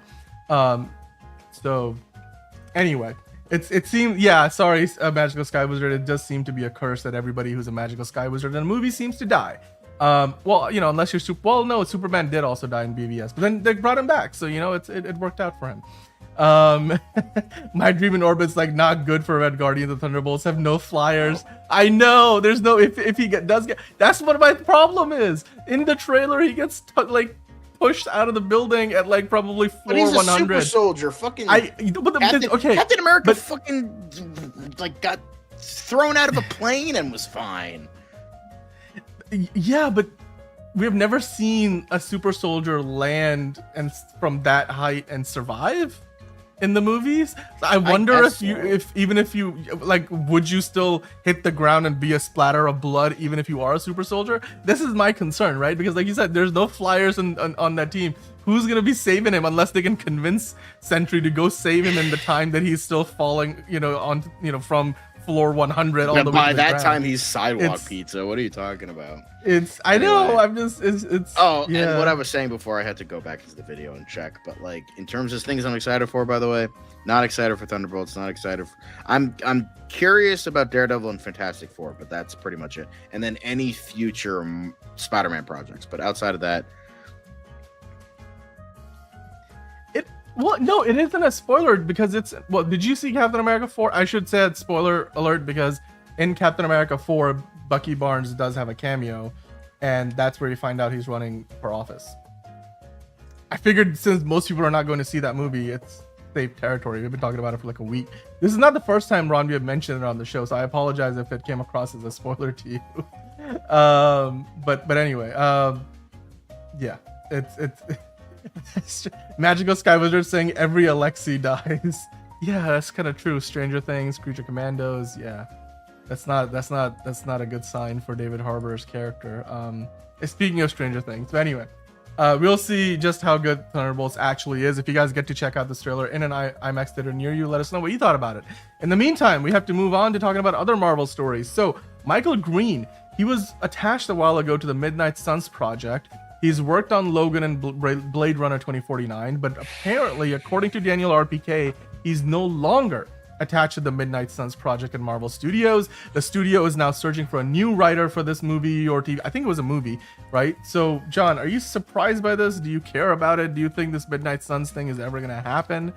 Blade or otherwise? It's like, the man who wrote Logan, Blade Runner 2049... every outside of Green Lantern, every like amazing fucking thing. Yeah, let's not keep working with this guy. Let's get a shitty TV writer that's worked on 400 episodes of CSI. Yeah, let's do that instead. Fuck you. That's all I gotta say about that. Yep. Well, Michael Green, it looks like he's no if longer this is true, working. but it is Daniel RPK, so it might be fake. Yeah. Well, I Probably mean, fake. usually. Yeah, well, usually when stuff like this gets announced, even if it's coming from a scooper, they tend to be more on the point because otherwise, like, why talk about it? Like, you know, they're gonna be like, no, I'm still working on it. I don't know. We'll see. Michael Green, great talent, apparently not working on Midnight Suns anymore. But speaking of Sentry, we were talking about him earlier, how, you know, he might, he's definitely gonna be the Void at some point because, you know, the Sentry character has a split personality disorder of some kind. So he's either the Sentry or Void, and we have seen him be the Void in the trailer so far. But he's also Sentry. So Sentry's creator, Paul Jenkins, has revealed that he is currently in a contract, like he's tied into a contract with Marvel Studios to potentially write a Sentry film if they were to decide that they want to make one. Now, of course, we have no idea if Sentry even survives Thunderbolts or not, but he worked, I mean, you know, Paul did on Thunderbolts as a script supervisor, so he was there providing advice, making sure they were staying on track and all that. So do you think Paul Jenkins is speaking the truth in the sense that he is contracted to potentially write a Sentry movie? Does this tell you? I mean, the fact that it's part of his contract, does that mean Marvel is considering actively potentially, bringing Bob into a movie of his own? Are we gonna get Lewis Pullman in the lead as Sentry in a potential Marvel Studios solo movie? I mean, we'll see. The man's he's fucking busy. He's gonna be in that movie Riff Raff. He's in this. He's probably gonna be in Top Gun 3. Like, if I were to take a guess. And there was also like 3 other things that I saw this dude in, and I'm like, bro's getting work. I'm like, oh shit, this guy totally is like, oh, wasn't he in Twisters? Wasn't he in that? Was he? Wait, Lewis Pullman? Maybe I'm thinking of some, You might but like be he was one of the right. like lesser people, I think. I don't know. Maybe anyway, he was. I whatever forgot, it was, honestly. but the bro's been busy. They're like, all right, Bill Pullman's son, Nepo baby, let's get over here. But even like, it's, I mean, because this goes, whatever it is. But he's a good actor, so I'm like, I'm not complaining. But Yep. And Magical Sky Wizard wondering, he is indeed Bill Pullman's son, the greatest movie president of all time. And he was in Top Gun Maverick, Lewis Pullman, not Bill Pullman, but yeah. Both played fighter pilots because technically, Bill Pullman was indeed in the craft. He was the weapons system officer for Monica Barbaro's character. I forgot their call signs in the movie, but yeah. And the Bill Pullman was in Independence Day. He was he was flying in F-15. Yeah. So Air Force, Navy, but they were both aviators in those movies. But yeah, I mean, if I this hope were to this is the case, because that would be great. Because this would kind of go against there's a rumor that Sentry is gonna die by the end of the movie, and his power is gonna be split between 6 different people, and they were like gonna be of varying ethnicities, like following into like DEI sort of thing. But now that Disney's moving away from DEI, they might have nixed that. But that seems like we'll too stupid of an idea. But it's Disney. They live on stupid ideas. Oh yeah, let's get RDJ back, but this time as Dr. Doom. Yes, that'll work. And we'll give him almost $100 million, like the net worth of a third world country. Yes, let's do that. like what? Like they're the kings of dumb decisions. So it's look, as far as this story goes, though, I wouldn't mind seeing a Sentry solo movie, but like I said, it all depends on if the character even survives the Thunderbolts film. So I'm sure Paul Jenkins would appreciate the opportunity to write a big Marvel Studios film if he did get the chance, but we'll have to see just where Lewis Pullman's character ends up after the movie. In the meantime, there's another rumor going around for Marvel. It seems like quick hits are very Marvel heavy today, so I apologize, but we will get into DC soon enough. The Hulk, the Incredible Hulk, is rumored, to be pitted against the Red Hulk in the upcoming Secret Wars movie, John. And apparently it's gonna be all part of a build-up to a World War Hulk movie eventually. Do you think this is true? Any part of this is true, or this is all just somebody made it up and it doesn't make any sense to you whatsoever? That doesn't make any sense to me whatsoever. I'm gonna go with that one. Because I like, okay, if they weren't going to make a Hulk movie the past 17 fucking years, and then we get a pseudo Hulk sequel in a Captain America movie, then I don't think they're gonna do this now.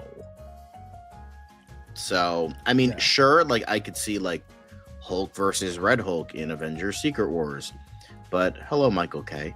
I could maybe see that, but I don't see a World War Hulk happening because that would be way too good to be true, and that would be way Plus, too also fucking you would awesome. have to go from like a Hulk who is basically Bruce Banner, like is it like 2-in-1, to actually being the Hulk again, right? Like you can't, the current version of the Hulk can't be part of Hulk, the World War Hulk. I know they introduced his son, but it was basically like for half a scene at the end of She-Hulk, oh, by the way, here's my son, Scar. Like, it's great. We don't really care about him enough to be like, oh no, he died, and because that's what happens in World War Hulk. Now he can go rampage. It's like there's a lot that needs to happen for us to go from where we are with the Incredible Hulk right now to where World War Hulk would take him potentially.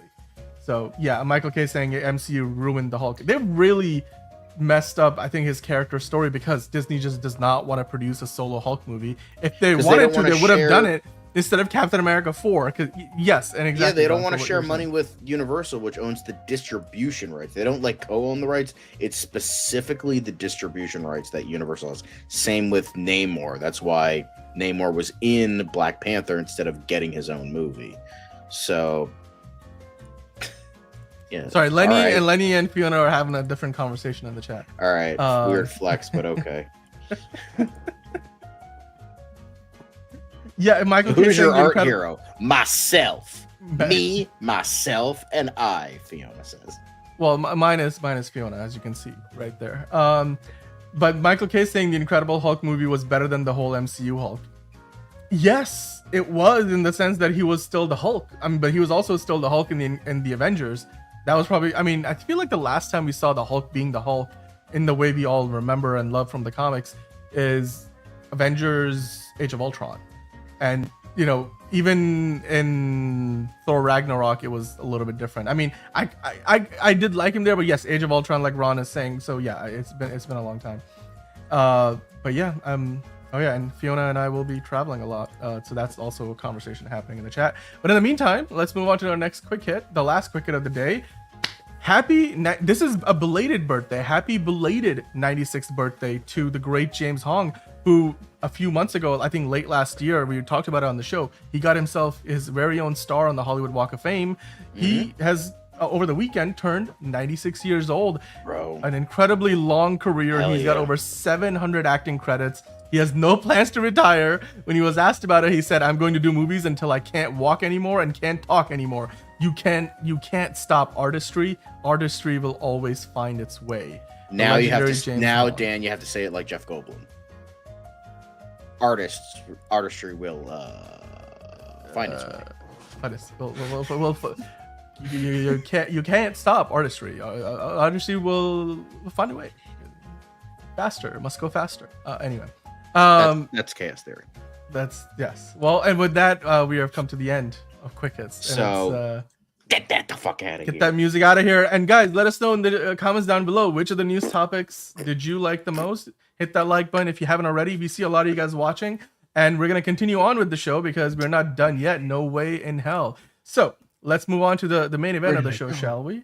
It's time. It's waiter time. No, it's DC time. It's time to talk about DC. So welcome on into the brand new episode of DCU Daily. As always, we've got a ton to talk about. And literally today, we have a ton to talk about. Because not only do we have like the usual like smaller topics that we start the show off with, but then our main story of the day, that huge update, that press event that James Gunn and Peter Safran did last Friday, well, literally a few days ago on Friday.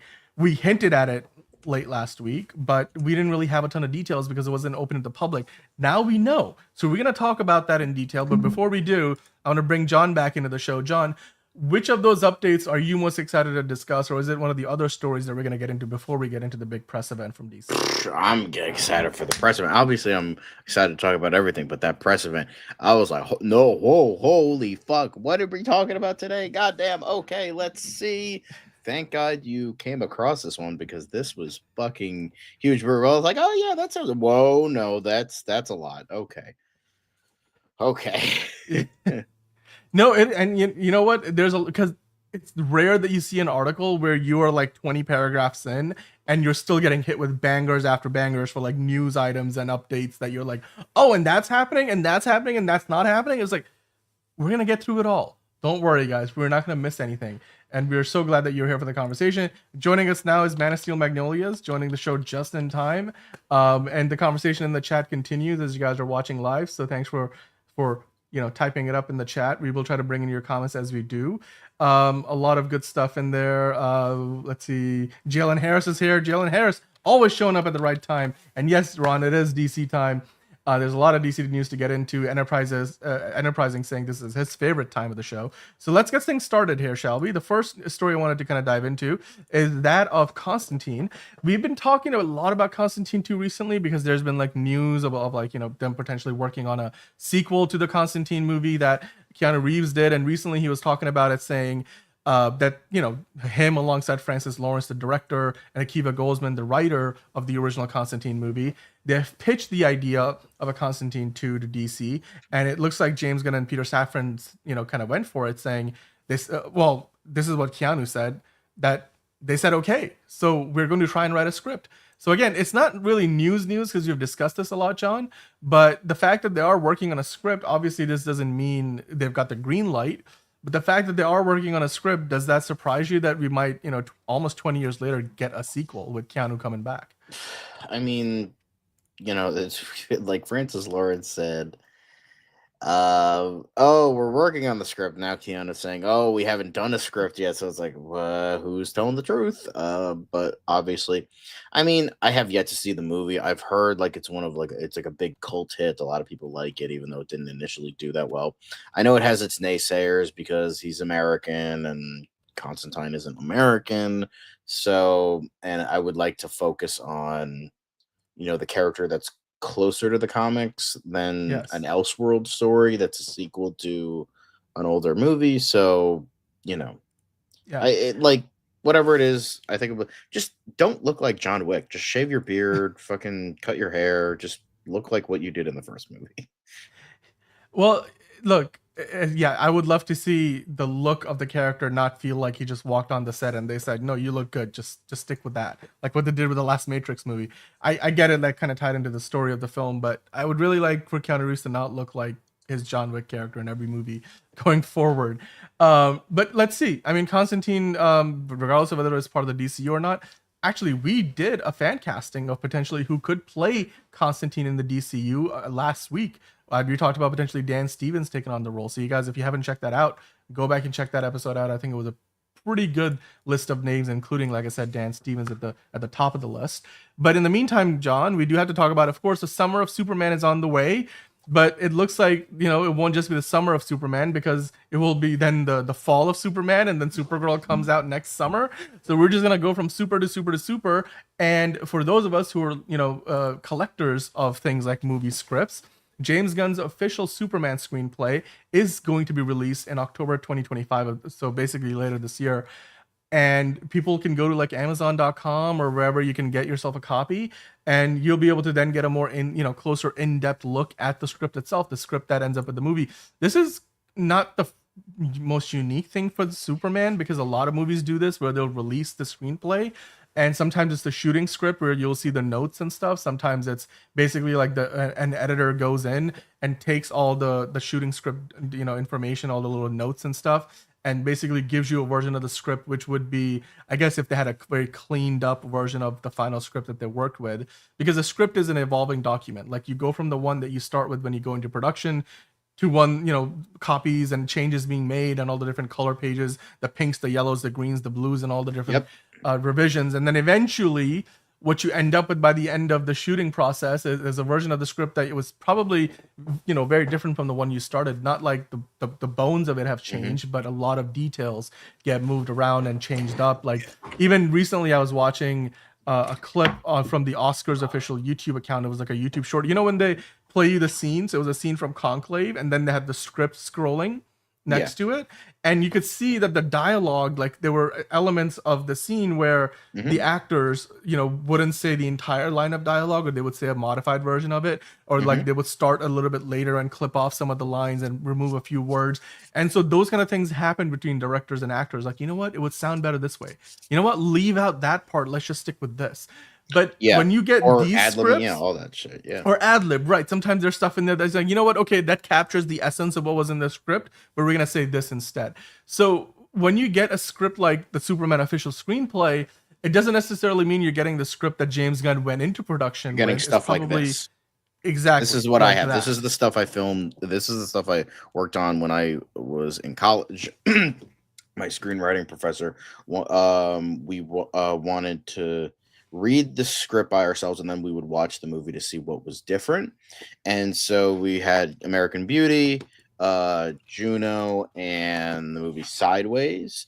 So, but yeah, these are like official, like not like merch or like the exclusive stuff I think they're doing with this, but this is like they bought the script, they have the right to license it and sell it as a book.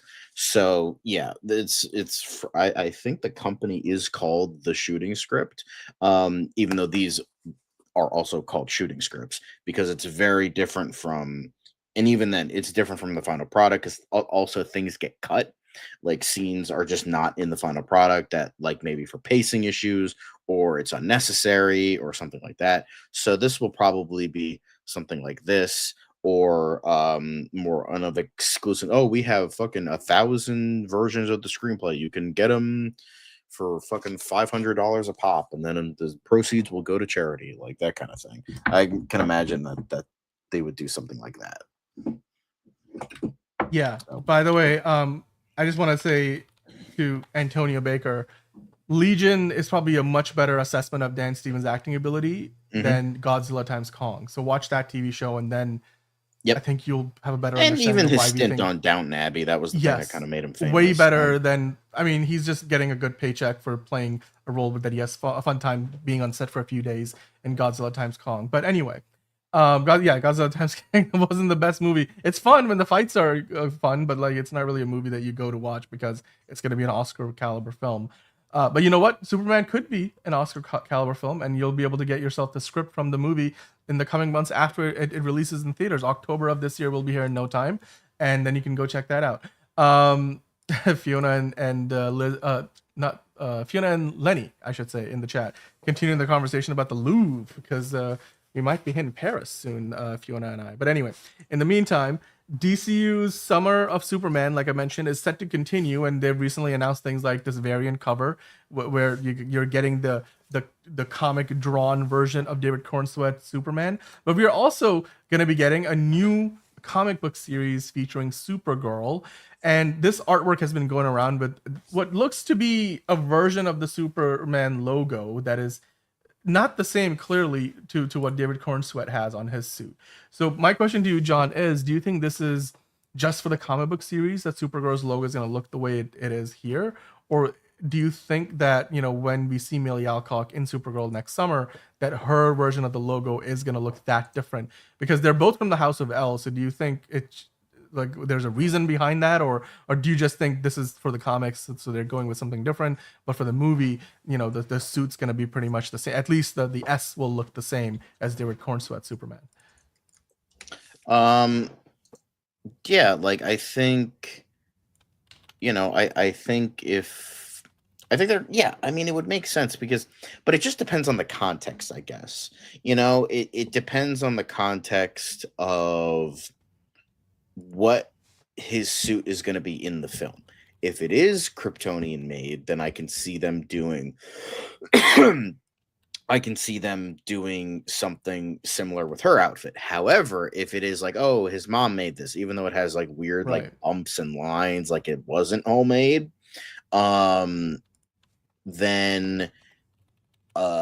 then I could see them doing something far different with her design, like something much more simple, much more complicated.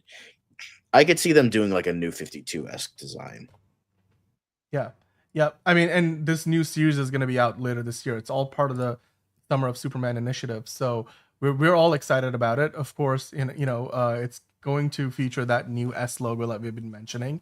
And it's got a lot of new comics coming out around it, including a new Superman comic, a new limited series, and then of course we are getting the new Supergirl comic as well. And then tomorrow on the show we're gonna get into some more news, because there's a few other versions of the different character comics that are set to come out this year, including in the Absolute Universe. But yeah, it looks like Supergirl is finally stepping into the spotlight, and Lenny couldn't be happier, because I feel like Supergirl has been an underutilized character, and we got a little bit of her in the Flash movie, but now getting the big movie treatment with being the focus of the story, I'm excited to see what Millie Alcock does with it.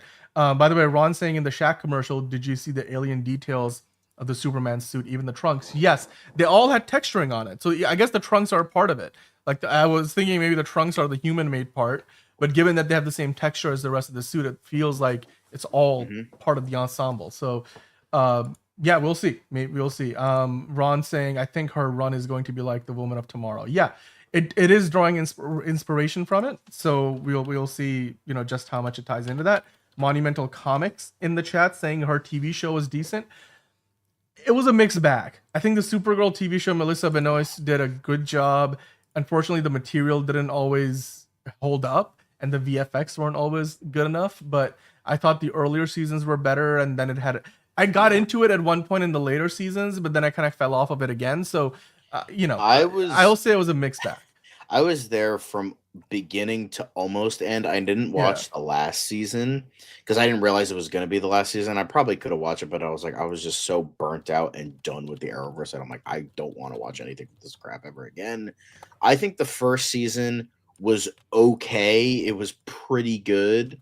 Had some good foundation. That's when it was on CBS, and then it was on CBS. It was filming in LA, budget. And then it moved to Vancouver, and then onto the Arrowverse and the CW. So yeah, and then shit went down real quick. They had some really neat ideas in the first 3 or so seasons, but then I think seasons 4 and 5 just really went downhill, and it was really poor timing to it because I don't know if this was the second to last season or the last season where it was the 2020 lockdown, it was kind of veering into that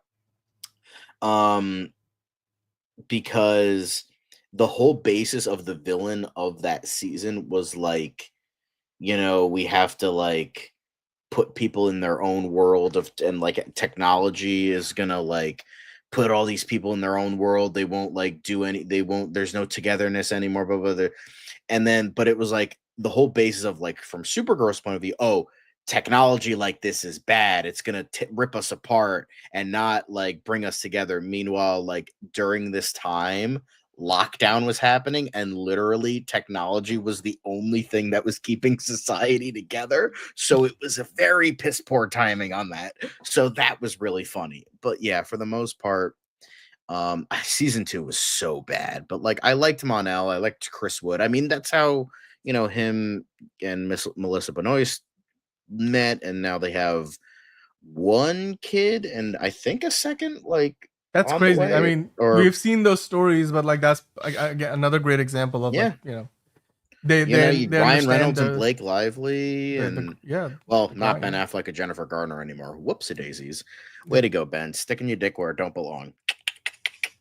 Yeah, that was a great story until it wasn't. Yeah, by the way, a lot of you guys have very strong opinions on that Supergirl TV show. Ron really loved the second season.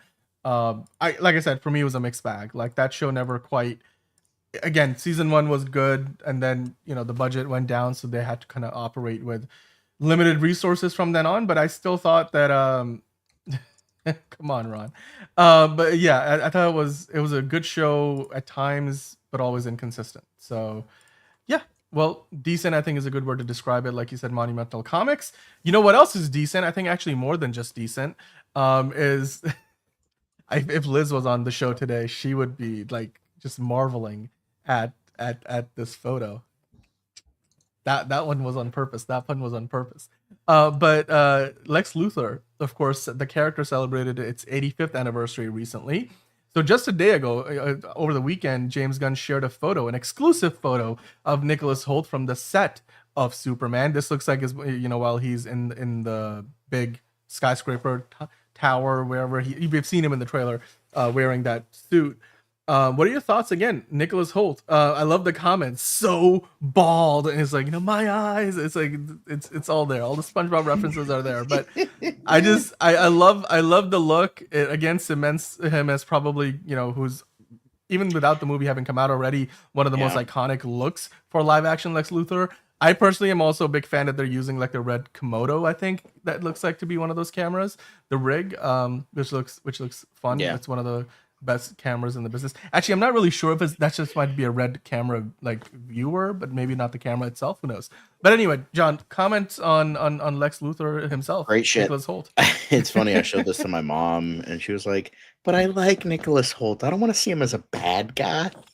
It was very cute, but I'm like, he looks really cool there. She's like, he does look really cool there, but like, I don't want. She's like, I don't want him to be a bad guy because he's not. I think He's also usually not a bad physically- guy a lot. So Like he's physically probably the most imposing Lex Luthor we're ever gonna get, right? Like the dude is like Nicholas Hoult is not a small person, and standing next to he's a over 6'4" 6 feet, thank God. Yeah, like and then standing next to a 6'4" Superman, because like this is the thing about like Christopher Reeve Superman. He always looked like he could easily kick Lex Luthor's ass, which is fine. Lex Luthor's a human being and Superman is a Kryptonian, but it's just I've never, because in the comics and the animated shows and the movies, you always see Lex Luthor being like a physical like specimen, but also being one of the smartest men in the world. So we've just never seen that in live action. Like even Jesse Eisenberg's Lex Luthor didn't quite look like he could take on Superman anyway. So so, and again, I'm not saying that's a defining characteristic. I'm saying from a comic book accuracy standpoint, Nicholas Hoult is nailing a lot of those aspects of the character. So I am liking that. At the very least, it's different than what we have gone before. And maybe it works out in our favor. Ron, so. definitely bigger than Incel Jesse. God. Ouch. Bro's getting nominated for an Yikes. Academy Award. Come on, Dude, he's doing well what's for Jesse himself. Eisenberg done? I mean, I thought he did a pretty good job with what he was given, but the red capes are coming. At least that post-credit scene in Batman versus Superman is like the bell has been rung, and they're coming. That whole thing was way better than Captain America 4. Spoiler alert, Ron. Where at the end of that movie, if you're gonna sit through the Captain America 4 credits, just know the only thing you're gonna wait to see is the leader saying, "I have calculated that you love your world, but you're not the only set of heroes protecting your world. What happens when all the heroes and Avengers from the other worlds come over to you're gonna have to defend your world against their world? And I'm so smart, I've calculated all this in my mind." And it's just that. It's a lot of navel gazing happening in the raft, and honestly, I was like, why did I sit through the whole credit sequence? It felt like the BVS did a way better job of that, like years ago when Lex Luthor was like, the bell has been rung. Well, I mean, they've heard it. Here's the Way thing. better. Who's actually going to sell on their promise of the red capes are coming? Not DCEU, not Zack Snyder. So who's the real winner here? Well, look, I don't know. Just- Mike Rosenbaum is, from what I've heard, he's up there. So we'll see. I have never watched Smallville. I just know people are like, this dude is the greatest Lex we've ever gotten. So, Yep. Well, Enterprising saying, "I'm telling you, Oscar-worthy performances from Holt will put this film on top." I don't doubt it. He's an Oscar-nominated performer. He's one of the best actors in the business right now, and from everything we've seen so far, looks amazing. He sounds. I mean, we haven't heard him talk at all in his Lex Luthor voice. Not that it would sound different than he usually does, but we haven't heard any dialogue from the movie. Period. Actually, other than "Take me home," the crypto line, but. Yeah, so far he passes the smell test, as it were. So we'll see where things go. But Lanterns is also in production right now. While Superman gets ready to be released later this summer, Lanterns is filming, and now 1 week into filming its first season. Garrett Dillahunt, who's of course playing one of the supporting characters in the first season of Lanterns, he recently posted saying, beautiful location to end a great first week on set. I can't tell where this is. Somebody let us know in the chat if you guys know where this is that they're filming. We gotta get one of those GeoGuessr guys to fucking come in here and see where it is. But the shows that they come out next year, we're gonna get into a little bit more about it later when we get into that big story that James Gunn, and Peter Safran were talking about at the press event on Friday. But in the meantime, John, what do you think? 1 week in, I mean, how much longer do you? Obviously, they won't film the whole show in 1 week. They probably got parts of the first episode done if they're filming it in the order of the episodes, that is. But how many months of filming do you think they're gonna do, considering that Peacemaker, I think, filmed for like a good 4 to 6 months? 14 months. I'm kidding. I mean, to be fair, they've said that Lanterns are gonna come around the same time as come out at around the same time as Supergirl, maybe even before, which is June, so it might come out in like May. So I would imagine that they're filming for maybe a little bit longer than Supergirl, but not quite as much. So we did like the math, and they're probably gonna finish filming Supergirl at around like May, April, maybe or sorry, May or June, maybe July. Obviously we'll have to see, but if we take that into account for Lanterns, maybe it'll be a bit longer. But they also want to have a lot of post production. So I would imagine it probably ends at around June. I think June would be a good thing. And then for Supergirl, I would think May if I were to take a guess. But obviously things change. I'm just going off of Superman and what that filming was. But this is a TV show, so it's very different. Right. I don't know if it's quicker. I don't know. Usually TV is like quicker because there's so much more. Well, even with like but 8 nowadays- episodes. But nowadays these shows are filmed almost like movies. So I'm like, I feel like that, because back in the day when they were doing 20 episodes or more a season, even with like the Flash, you would basically spend 1 week per episode. That was like the more or less the amount of time you would do. Now it feels like these shows basically look, feel, sound, and talk like movies. So maybe it takes them more than a week. Like I wouldn't. I mean, yes, you said like. But 8 the thing is, they would have a so- lot. I feel like with the lanterns or like Green Lanterns, that's a lot. Even though it's going to take place in like a small town at first, they're probably eventually going to get into bigger budgeted stuff. They probably are going to need a bit of post production for all that. All those special effects. So, thanks, TC. That is helpful. Thank you very much. By the way, we have Manos Time in the chat as well. Hello, Manos Time.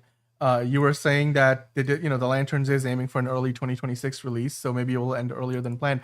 Yeah, I don't know if it's super early in 2026. I feel like they said it's going to be around the same time as Supergirl, so maybe the earliest we get it is like spring 2026. But it's very possible that we don't get it. We get it like in June, maybe like early summer, May, June, rather than like March or April. So it's still a good ways to go. And obviously, it's a Green Lantern show, so they will have to do a lot of VFX work.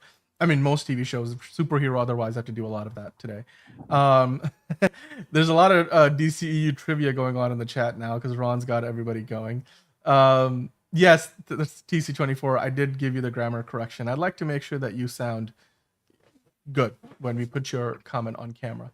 But in the meantime, we have to move on to some other news from the Lanterns TV show, because over the weekend, while they were finishing up week 1 of filming, while Kyle Chandler's actual birthday is September 17th, it looks like they celebrated his birthday. It's either his birthday, or when you look at the birthday cake itself, it says happy birthday, Hal. I like how they have the Guy Gardner like in the corner there. I don't know if that's photoshopped in or not, but I think it was photoshopped into the story. I don't think it was photoshopped by this guy who made this image. Yeah, I think it was photoshopped into the story, but that's really funny. But to me, this feels like maybe Kyle Chandler's character, Hal Jordan, celebrates a birthday in the show. Do you think that's really what this is aiming at? Because obviously Kyle Chandler's birthday was a long time ago, September 17th. September is for people in my family is a pretty big month, a lot of birthdays. But Kyle Chandler also celebrates his on September 17th. But given that it says Hal instead of Kyle, I'd imagine that this has something to do with the show rather than the actor, don't you think? Yeah, I would imagine so. It's probably his, Hal Jordan's birthday. Now what that birthday is who knows, because we don't know when this was posted, when it was, I mean, it's in the TV show, could be whenever. Like it doesn't need to, right? So, by the way, we also have Bane Will Break You in the chat. Great name. More Katna's here. Hello. What were you saying, Bane? Bane was saying, since next year's Super Bowl is going to be the 60th anniversary, do you think they'll put a Supergirl trailer during the Super Bowl this time? I hope so.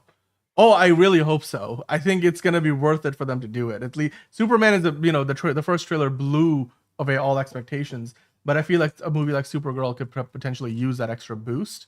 So I really do hope they do take advantage of that opportunity. I know, Ron, you're Canadian. Trash. I get it. Like you'd rather watch the Stanley Cup Finals or the Four Nations Final, which Canada came up with the win. But yeah, dude, the Super Bowl brings in like over 150 million viewers. That's a lot of eyeballs. So it's worth it from an advertising standpoint. Ron saying, I would love it if Superman won an Oscar for screenplay, but Hollywood doesn't see comic book movies as real art. That's not entirely true. Wasn't Logan nominated in that like best adapted screenplay? Back when it came out? Nominated, did not win. And I forget if one of the Dark Knight movies, but I'm sure it's happened before. I feel like Black Panther maybe was nominated. Yeah, in Black screenplay. Panther won a couple things. So, I mean, Joker in The Dark Knight and in his own movie. And then, obviously, Colin Farrell can't win an Oscar for anything because it's a TV show, but,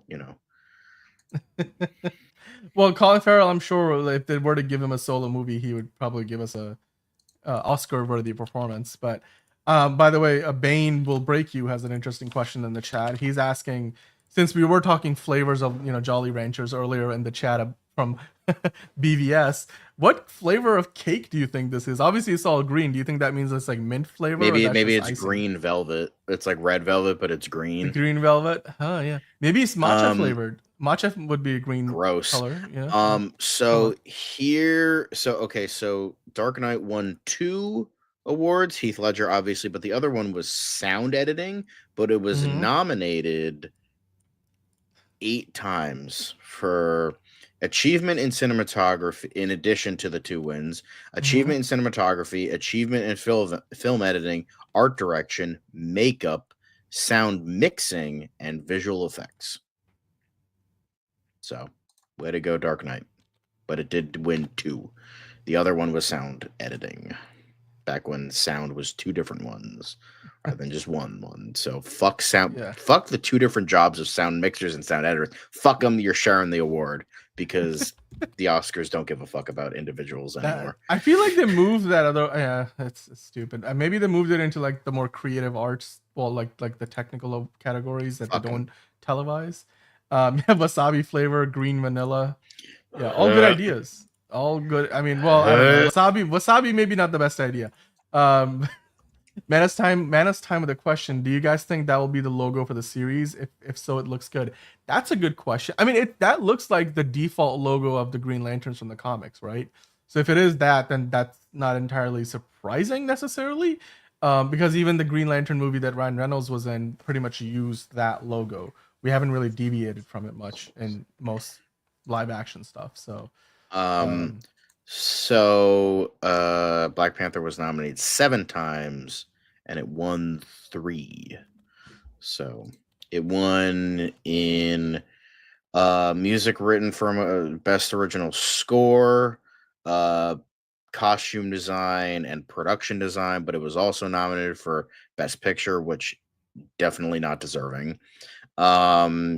Original song, all the stars, sound mixing, sound editing, and way to go them. Well, I guess. Yeah, I mean, all those movies, nominations are good accomplishments. Winning an Oscar, obviously, even better. And I'm sure there will be more projects, from the world of comic books, because it looks like the Oscars are becoming more accepting of, fantasy and more genre movies in general. So Lanterns, of course, is going to be a TV series. And since we are talking about it, I thought we'd bring this up. Daniel RPK recently, the scooper, said that the HBO series is not only in production right now, according to what he knows and understands, it's very adult and weird. Interesting choice of words. Do you believe what Daniel RPK is saying about the show? What do you think he means by that? No, I don't believe him, because these are fucking scoopers, and 9 times out of 10 they're wrong. So, yeah, I don't believe this, but I mean, I would suspect it's adult because it's a show made for adults. And the weirdness, I guess, is, it's about space cops on Earth fighting aliens. So I don't think he implied this like, X-rated or anything like that. I don't think that's where he's going with this. Oh, by the way, John. I will say I over the weekend watched because I had a little bit of extra time on my hands, which is very rare. So I decided to dedicate that time to Rebel Ridge on Netflix. Finally watched the movie. I will say, great movie, disappointing third act. Because I was expecting way more action from Aaron Pierre. It just felt like it ended abruptly when all the cops' cars surround them on the highway. And I'm like, wait. I thought we were gonna get like a Fast and Furious sequence where they try to like take you out, and now you gotta It do some wasn't precision that. driving. I knew it wasn't I that type just, of movie, but I just felt like the first half was way better than the second half. But the yeah, second because half it was just still felt like very an good. abrupt end. Like it just, I felt like there was more. You know what we needed? What we needed was Aaron Pierce's character needed to kick that Chief's ass. Like he needed to beat But up it's like Don they weren't Johnson's going for character. like, because the thing is they weren't going for like a traditional action movie. This was I more like know, but this wasn't like John Wick. It was more grounded. Like if you want to watch Fast and Furious, go fucking watch Fast and Furious. But like, you know, I just thought it kind of maybe like they were limited by the budget towards the end. I don't know.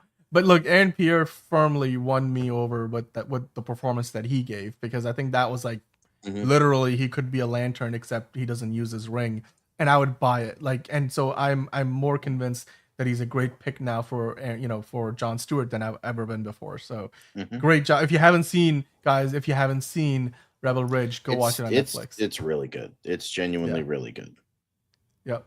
Yep. TC24 saying that Loki went the realistic route where you can't have him kill a bunch of cops or he should be arrested by the end of it, which ended the movie on the dot. Yeah, I mean, it just felt like, the movie could have had a bigger grand finale, but that's fine. It's fine. I mean, I enjoyed the movie. It was kind of like, remember The Rock did a movie that was similar to that where he goes back to his old town and then like there's a corrupt casino and I forget the name of that movie. But that was one of The Rock's earlier films that I actually enjoyed, which was, it still is one of the more underrated performances by Dwayne Johnson. Mr. Carter joining the chat saying, seems like they were more focused on setting up a potential sequel than just paying off the actual movie. And thank you, Ron. Walking Tall and Brain Will Break You. You said it first. Walking Tall, and Lenny also Walking Tall. Walking Tall is a great movie. Not very well known movie, but it's a great movie. I still every once in a while it comes on. I tune on regular cable, like I have YouTube TV, and it will be playing. You know what I loved? I loved the movie I liked The Rock in. I liked him in the Get Smart movie. I thought he was genuinely really funny there. Yep. Like his early stuff is so much more interesting than the shit he does now. Like it's like he did Get Smart. He did like these weird. He did fucking The Rundown. TC24 also a great movie. Good shout. Yeah. Yeah, that was the one I was looking at. I'm like, oh, maybe it's this one. But Walking Tall was maybe Walking Tall. Yeah. Jalen's ready to see the Green Lantern suits. I'm sure we'll get them. Soon. Just don't make the super suit green or animated. Speaking of which, that's exactly what Ron is asking in the chat. Like, what do you think? Is it going to be practical? Or is it going to be glowing like the Ryan Reynolds suit was? But here's the thing. Like, out of all the things to hate from that movie, and there are a lot of things to hate from that movie, the suit is probably at the bottom of the list because one, it's alien technology, so it looks weird. That's the whole point. And two, the whole thing is that people seem to forget that fucking Green Lantern suits are constructs. They make them with their mind. Hence why more often than not, like when they take the ring off, the suit goes with them because it's a construct. Yeah. Like I could see them doing it practically for the sense of like purely it's easier to like have physical suits for them to wear than them just running around with balls on their face like the fucking like mocap suits and all that shit. Right. I understand you don't have to do it anymore. I'm just saying that as a joke, but like I understand like because it's awkward if they like. I mean, they're gonna be wearing street clothes outside of the few scenes where they're like, I don't know, like morph into their suits, whatever you want to call the transition. Yeah. Like obviously like during those scenes where it's like you quickly like flame on, I know, wrong thing. But like that Green Lantern's light, and then you fucking get the suit on. Obviously you're going to be wearing street clothes and they could just CGI that shit, but I think for the most part it's going to be practical because it's just easier for the actors to wear a practical suit. But it is funny. The JLA unaired pilot from like 1997, they had like Guy Gardner's suit in that. Like first of all, it looked like dog shit. Second, it was actually a physical suit. Like in universe, it wasn't a construct. It was a suit he actually wore, and I'm like, bruh, what are you doing?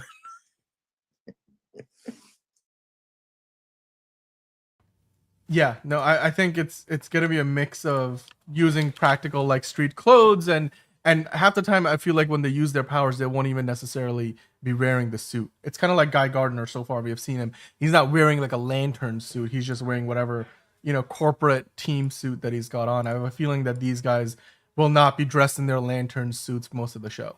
But, and that way you save yourself a lot of money too on CGI and VFX work. But we were talking about earlier in the show, the SAG Awards happened over the weekend. They were the last big stop on the awards circuit, on the road to the Oscars, and now really the Oscars are the last ones left. And before you know it, we'll be watching the Academy Awards. But of course, while the Academy Awards are only for the movies, the SAG Awards cover the Screen Actor Guild Awards. That is, they cover not only the movies but also the TV shows. And I mentioned earlier that Colin Farrell won for the Penguin, having played Oz Cobb, the villain that we all love to hate, as we should. And in his acceptance speech, because remember I mentioned also earlier, Martin Short won for Best Actor in a Comedy Series, but he couldn't be there because he got COVID from the SNL 50th anniversary event. A lot of people got COVID while they were there. And apparently when, Colin Farrell went to accept his SAG award, Jamie Lee Curtis called him out for giving her COVID. And to that, he, in his Irish brogue, jesty kind of voice, brogue, let's say, he said, guilty as charged, guilty as charged. Guilty as charged. He's given a few speeches along the way because he has picked up a lot of hardware for his performance as in the Penguin. John, are you surprised to see that Colin Farrell is having as much fun as he is? I mean, finally getting recognition, because you remember it was only a couple of years ago that he was nominated for that movie. It was Black and White. I think Jamie Dornan was in it. It's either that or the year before it. Well, he wasn't he nominated for Banshees of Inisherin? Yes, Banshees of Inisherin. It wasn't Black and White though. Was it? Am I thinking of the wrong movie? Maybe he was in a different Black and White, but Banshees of Inisherin was with Brendan Gleeson and Barry Keoghan. Yes, I think Barry Keoghan won. I don't know if Colin Farrell won though. I think he was nominated, but he didn't win. What I'm trying to say is he's finally getting his recognition, right? I mean, nobody thought we thought Penguin was going to be a good show, but we didn't think it was going to be so good that this man would be collecting like a half a dozen different trophies. But now that he is, I mean, I'm just glad that he's getting the recognition because he's been doing this for decades and he's finally found the role of a lifetime, it seems like, because he's getting all the awards. And he's fun. He's having fun while he's doing it. So Ron is like, Dan, don't you love him? I love to hate the Penguin, Not sure if Vic deserved it. Get out of here. Justice for Vic. Hashtag justice for Vic. Lenny saying Kristen Milioti was robbed. Well, she didn't get a shit ton of votes. She got critics' choice. Not who won the limited series one. We were looking at it earlier. He won. He won. She didn't win. Are you talking about the Golden Globe? No. I'm talking about the SAG Awards. Who won for? Oh, okay. Jessica Gunning won for Best Actress in a Limited Series for Baby Reindeer. Yeah, that's an upset. Baby Reindeer was like the other big one, yeah. Other big one. It's an upset in the sense that I think Kristen Milioti from the Television Critics Association Awards, the Critics' Choice Awards, I should say, she had the momentum. So a bit of an upset in my eyes. But yeah, Lenny, I mean, Kristen Milioti, she's still very much interested in doing that Catwoman crossover. We will talk about that tomorrow. But no. In the meantime, of course, Colin Farrell, I should say, enjoying his time. Picking up, I think this is probably the last big one that he's gonna win. I know that the Penguin will be in contention at the Emmys this year, but there's still a pretty good big gap between now and then, though. So it looks like this is gonna be the last big award that he's gonna be able to pick up before he can rest for a little bit, because it takes a lot of work for these guys to constantly go to awards luncheons and events and stuff. Oh yeah, poor babies. I feel so bad. I know, but I'm just saying, like, they can't be working on a movie or a TV show making money for doing those things, and a lot of the times they're paying for this stuff out of their own pocket, so like the studios don't always cover those costs. So yeah, well, unless you're a racist bigot like Garcon, whatever the fuck her name is, Carlos Sofia Gasson. But yes, Gasson, whatever. she's a bitch. I don't give a fuck. It's fine. And then Antonio confirming, yes, they will be nominated for the Emmys. They were nominated for the Emmys because of her name. Whose name? Sorry, it already passed, so they'll be nominated. Okay, never mind. Antonio just removed the comment. Long comments from Antonio, as always. Anyway, let's keep the ball rolling here. Dude, just get out of here. Justin for Wick. Let's move on to the main topic of the day, John. Just let it go. Let it go. The show's over. You don't know. Maybe we'll get a second No, the season. show's not over. We still have the biggest story to do. We have no. I'm talking about the Penguin, but that show is also probably not over because we did get a bit of an update about that too. So now let's talk about the big DC press event that happened late last week. We mentioned it a little bit on the Friday show, but we didn't have a ton of details because the whole event was really just exclusively for the press that were in the room. It wasn't broadcast anywhere. It wasn't, the details weren't publicly made available until the journalists who were in attendance at the event decided to basically report on it, which they did today. Earlier on Monday, a lot of these reports came out, and in great detail. We got a lot of information about everything and anything that James Gunn and Peter Safran talked about. It was a more casual event. It wasn't one of those Comic-Con-esque presentations where they threw out a logo and timelines and graphics and stuff saying we're doing this, we're doing that. And it was more of a Q&A session as well. But it's part of what was essentially an hour-long presentation with the Q&A session. James Gunn and Peter Safran, the co-CEOs of DC Studios, released a lot of new updates, John. So we picked up, I mean, you can find this article on Variety. I'm sure the Hollywood Reporter, Deadline, all of these other outlets have reported on it as well. But I figured that, the Variety article was a good summary of everything, but also it gives us a good amount of detail. So we're going to go through it step by step and talk about all the big highlights and everything else that was in there. So yeah, TC24, this stream might go a while, but we'll try to make sure we cover all the bases. This is going to be the next hour. We're not going to bed until like 4 a.m. It's, you never know. But you know what? Let's start it off and then see how far we get. So as you can see in the title, they announced, they were not announced, but they were talking about the 2 different Batman movies. Of course, there aren't movies that we don't already know about. You're talking about the Batman 2. You're talking about Batman Brave and the Bold. So the DCU movie, and then of course the Elseworlds series of movies that Matt Reeves is working on. They did address the Teen Titans film. Finally, it's probably the first time we have seen that. Penguin season 2, which we were talking about just a few minutes ago, and then of course, why did James Gunn post that photo with Zack Snyder? The reason, it's a little obvious, and I don't blame him. They were clearly aware of how the internet would melt if that photo got posted. So before we get into the larger presentation, I wanted to just dive into the context behind this. 2 years ago, in 2023, they did something similar, and that's when we got all the first wave of big announcements, including the 10 projects, which had 5 movies and 5 TV shows, of which roughly half of them we're already getting. So Superman, they announced, was going to come out in 2025. Lo and behold, Superman, it was known at the time Superman Legacy. Now we know it's Superman. It's coming out later this year. The Batman and Robin movie, the Batman Brave and the Bold, it's still in development. The Waller series is still in development. Supergirl has been filming and will come out next year. We were talking about that earlier. Lanterns, we were talking about, is in production right now.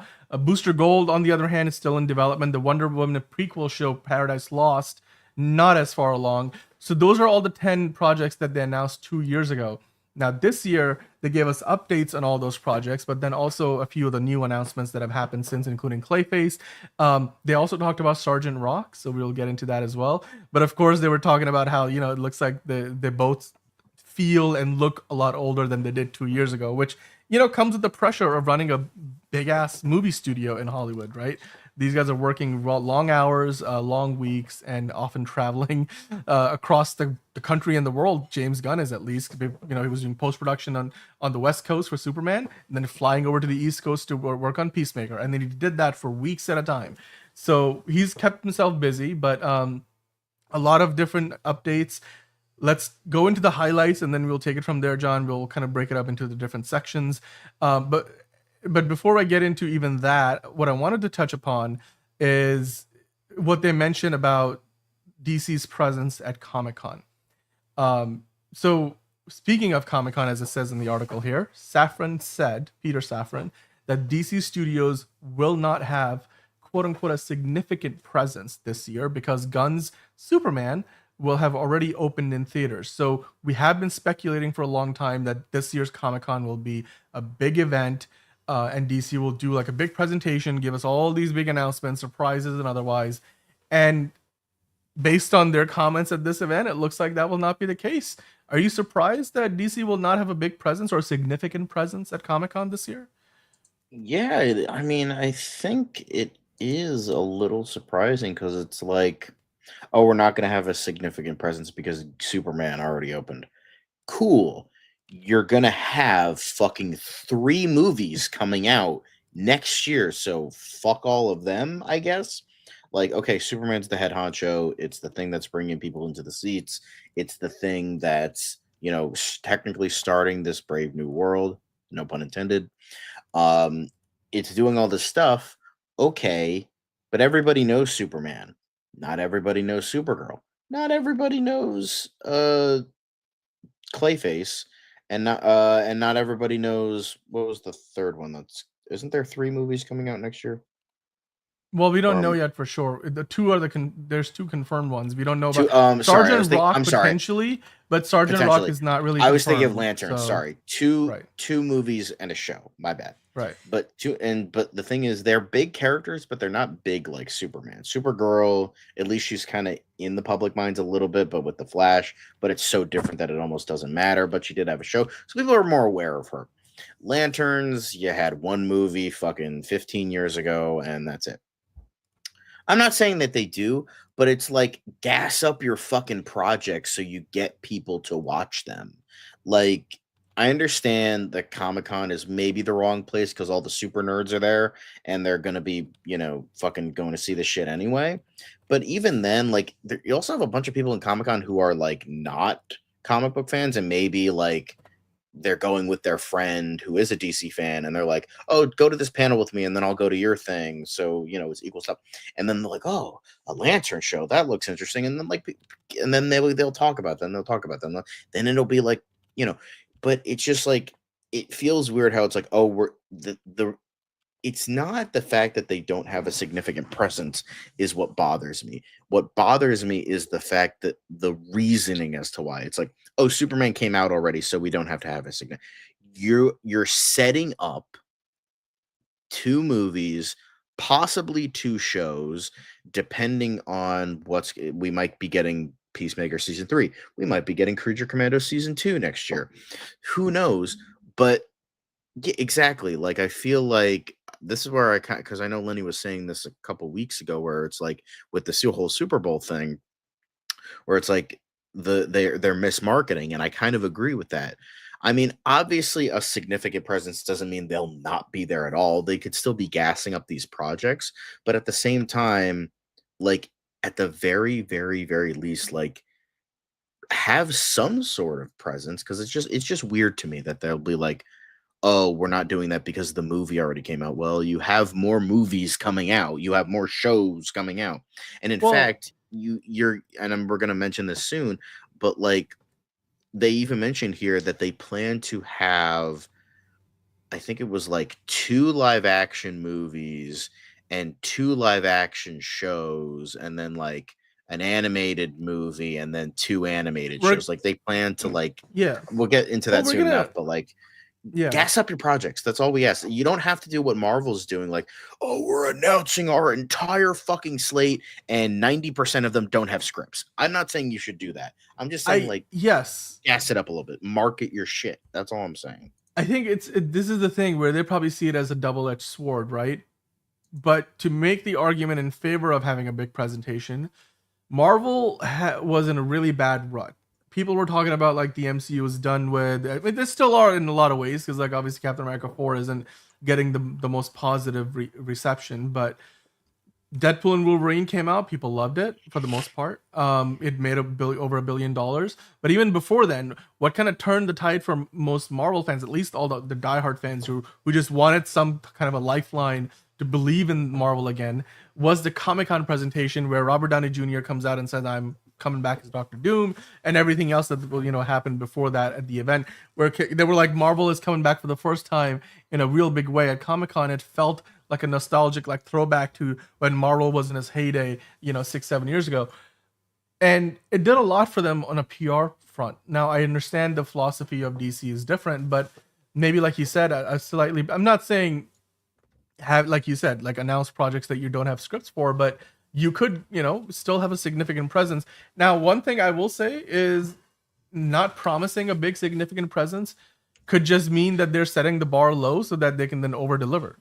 So, and plans could change between now and the summer. So a lot of those things could be happening. I mean, James Gunn will be on the promotional tour for Superman at the time, or would be just wrapping it up by that time because the movie would have just come out in theaters. So I understand but James Gunn would be tired, but that's not stopped him from showing up to New York Comic Con while he was filming Peacemaker and then going to LA to do post production on Superman, and in the middle of it all he came up to New York Comic Con. So I just think they're setting the bar low so that they don't set up people for disappointment, because otherwise we would have been going in and thinking, oh no, here comes the big announcement. Here comes the big timeline graphic. We're going to get 20 different logos to like 50 different projects. So maybe they're just setting the bar low. I think that's probably more likely to be the case. Ron's saying, or it could be they're keeping as a surprise and deliver a lot more at Comic-Con. James Gunn doesn't have to be there. Right. So, I mean, it could be, again, the idea that they don't want to overpromise. Maybe they want to keep a few things, under wraps still. With that in mind, John, two Batman movies, Clayface and the Penguin Season 2. So, not a lot of huge updates there. But, they kind of reiterated what we already know about, what Clayface is meant to be as a movie. And the plan right now is to start, casting and shooting Clayface this summer. Now, Gunn, of course, has said that the actors who voice the characters in animation, aka Alan Tudyk, voicing Clayface in the Creature Commandos show, people have been wondering, is he going to translate to doing the live action version of the character? But he did clarify that that's not going to be the case. Alan Tudyk will not be playing the live action version of Clayface. That was in his primary They want like role. a bigger name, which is a little unfair to Alan Tudyk because he's so good. Yeah. But they have like a strict continuity. Like, don't have like Marvel. Oh yeah, the guy who played Micro is now playing the Thing because sure. So they're gonna try to avoid that. So I understand that. Plus, there's so many Clayfaces that the one in Creature Commandos might not be the same one in the one in the movie. And I like how he was saying like, oh, it's going to be a body horror movie. It's going to be kind of what I've been saying about Swamp Thing before Clayface was greenlit, where it's like you're getting different demographics, because he literally says we're doing a body horror movie and invite people who necessarily aren't interested in superhero stuff. So that's what I've been saying for so long. Just market your fucking shit better. That's all I say, James.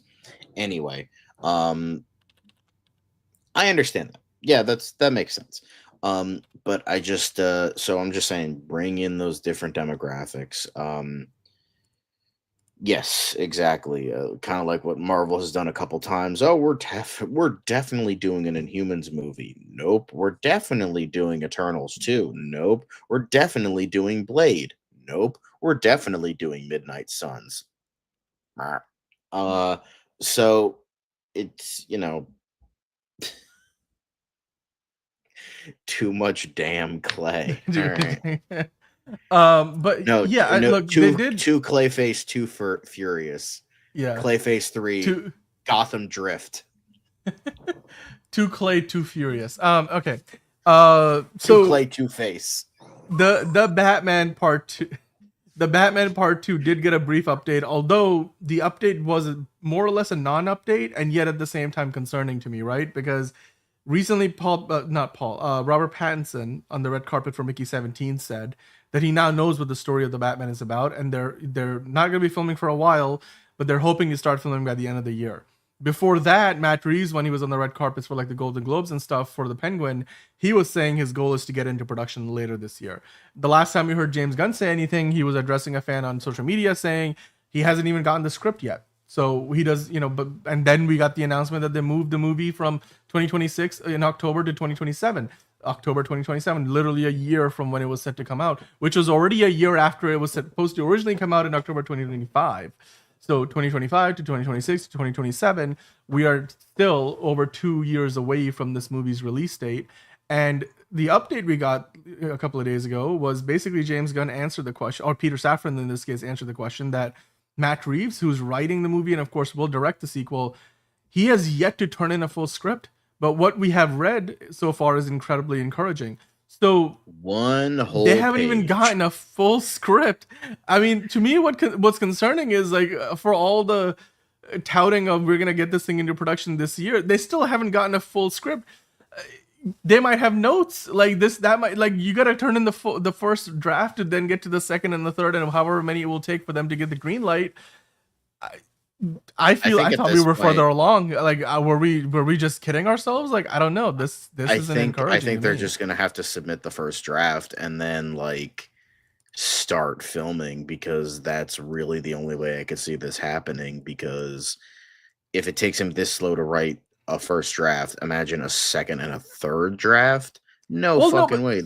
I'm sure he's worked on drafts between himself and his producing partner that, you know, might be all the way in the teens or something. But I'm just saying the first draft that he brings to Peter Safran and James Gunn isn't done yet. Like, so he hasn't gotten to the point where he's looking to get a green light, and that to me is concerning, because like we talked about, they're gonna probably want to have some feedback in there. It's not gonna be like a carte blanche with like what Joker 2 got. I certainly hope not. I mean, you know, they provided notes for that movie too, but it was a Warner Brothers production, not a DC Studios one, so they couldn't really do much. But I don't think Matt Reeves is carte blanche with this project. He's probably gonna get feedback and notes, and so yeah, I'm a little worried now, because I thought that in the months since we got that announcement of the movie being delayed, that maybe Matt Reeves would have turned in the script by now, and maybe they were just now starting to work on, you know, getting into pre-production for the movie, which it seems like they're not. So yeah, well, you know what also is not in a hurry to come our way anytime soon? The Penguin.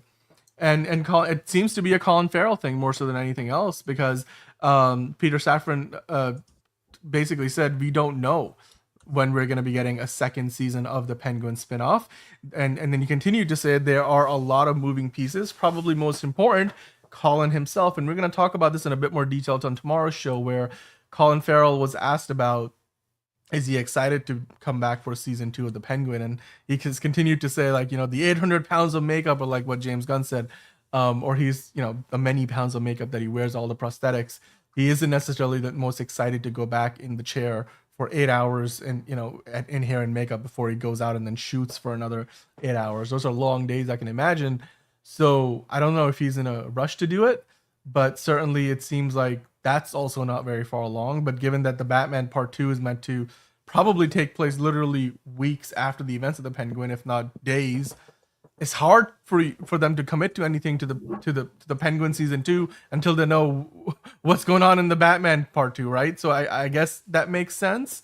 But are you surprised that they're not even that far along, or maybe they're not letting on as much as they know? What do you think is going on with the Penguin season 2? That's entirely possible, because they maybe they're keeping stuff under wraps, like they do. Again, as people keep saying in the chat, like broken promises, they don't want to do that. Maybe it's like, oh yeah, well yeah, I fucking would too, but my fat is au naturel. I don't need to wear a prosthetic suit.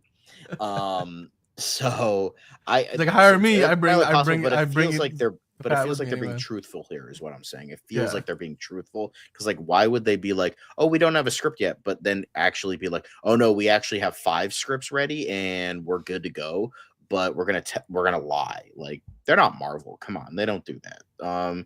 It just feels that they wouldn't do that, you know? Yeah. No, I understand. It kind of lines up with their philosophy, so fair enough. You know, power to them. But then when they addressed the other Batman movie, they said that the Batman Brave and the Bold continues to be in active development, quote unquote. Not really much of an update other than the fact that they're still working on it. He did say and that is of course Peter Safran in this case, that story is coming together nicely. And then Gunn added to that saying, everybody knows I love Batman. So it looks like he's reiterating that it's a big part of their focus. But unfortunately, yeah, because that's their biggest moneymaker. Yeah. Duh. Unfortunately, as James Gunn said, it was very unlikely that that Robert Pattinson would reprise his role as Batman in Batman Brave and the Bold. But he did not foreclose the possibility for the DCU version to show up before his titular film, meaning that we know he was considering it at one point. But he did leave the door open to potentially Robert Pattinson showing up in the DCU at some point. And this is what Ron was saying, that watch if Superman is successful, the Batman 2 might be cooked. Like, and I don't believe that necessarily. I don't think so but either. Given what James Gunn said here, it certainly opens up the idea of maybe a multiverse crossover, where James Gunn said I wouldn't rule anything out regarding Robert Pattinson showing up somewhere. He could show up in something else, but the actor doesn't exist yet. Meaning, I think not only Robert Pattinson, but also he's referencing that they don't have the Batman cast for this new DCU. While he doesn't know where else he might show up, he hasn't ruled out the idea that the Batman of the DCU might make a cameo somewhere, in a different project, TV show or movie, before he shows up in his own film. So he's confirming that we don't have anybody cast for the role, but he's also saying we could potentially get another Batman cameo, maybe this time not shrouded in darkness, in the shadows. So yeah, it will be interesting. But again, not really a big update there. But now let's move down to what is more of an update, relatively speaking, because in the animation front, dynamic duo is something that James Gunn has been talking about for a while. He officially announced it a few months ago. The Blue Beetle show that Shola Maridueña kept talking about, he was like, wait, there's something coming up. So I guess he wasn't wrong in saying that, he keeps hearing that they might make an announcement, because up until a few days ago at this press event, that show wasn't really official. The only person we have heard talk about it is Shola Maridueña, who's coming over playing Blue Beetle from the DCEU into the DCU. But now they've addressed it. Now I'll start with the news of Dynamic Duo, where Peter Safran said it provides a kind of a perfect on-ramp for family audiences into the world of Gotham. Again, implying that it's part of the DCU, but we don't really know for sure if it's an Elseworlds story or not. I guess we'll see, but they didn't really specify. But what they did specify is that Blue Beetle's animated show, the new animated series, is going to continue the story of the 2023 feature film, meaning that they're not just going to get rid of the events of so I guess parts of that movie, if not the whole movie, are going to be canon to the DCU, even though it was part of like one of the the last movies in the DCEU. They're obviously bringing along a lot of the actors from that.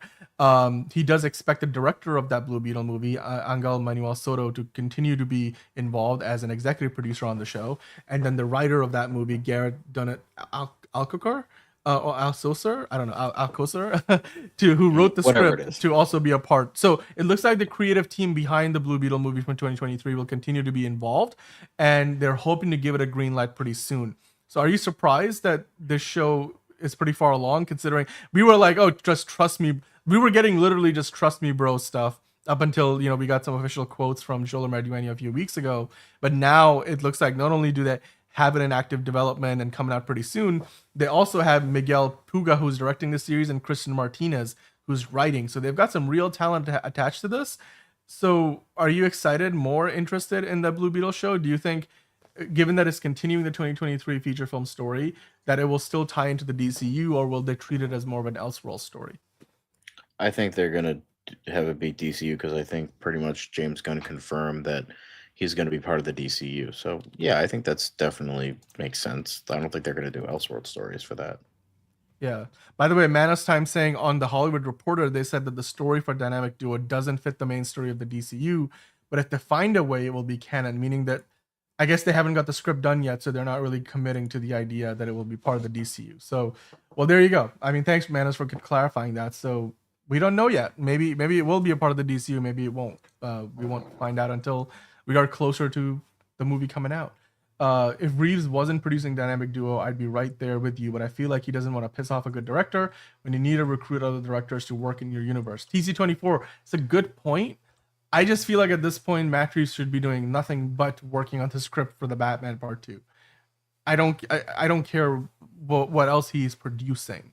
Whether it's Dynamic Duo or the Penguin Season 2, just focus on like the main course, which is the Batman Part 2.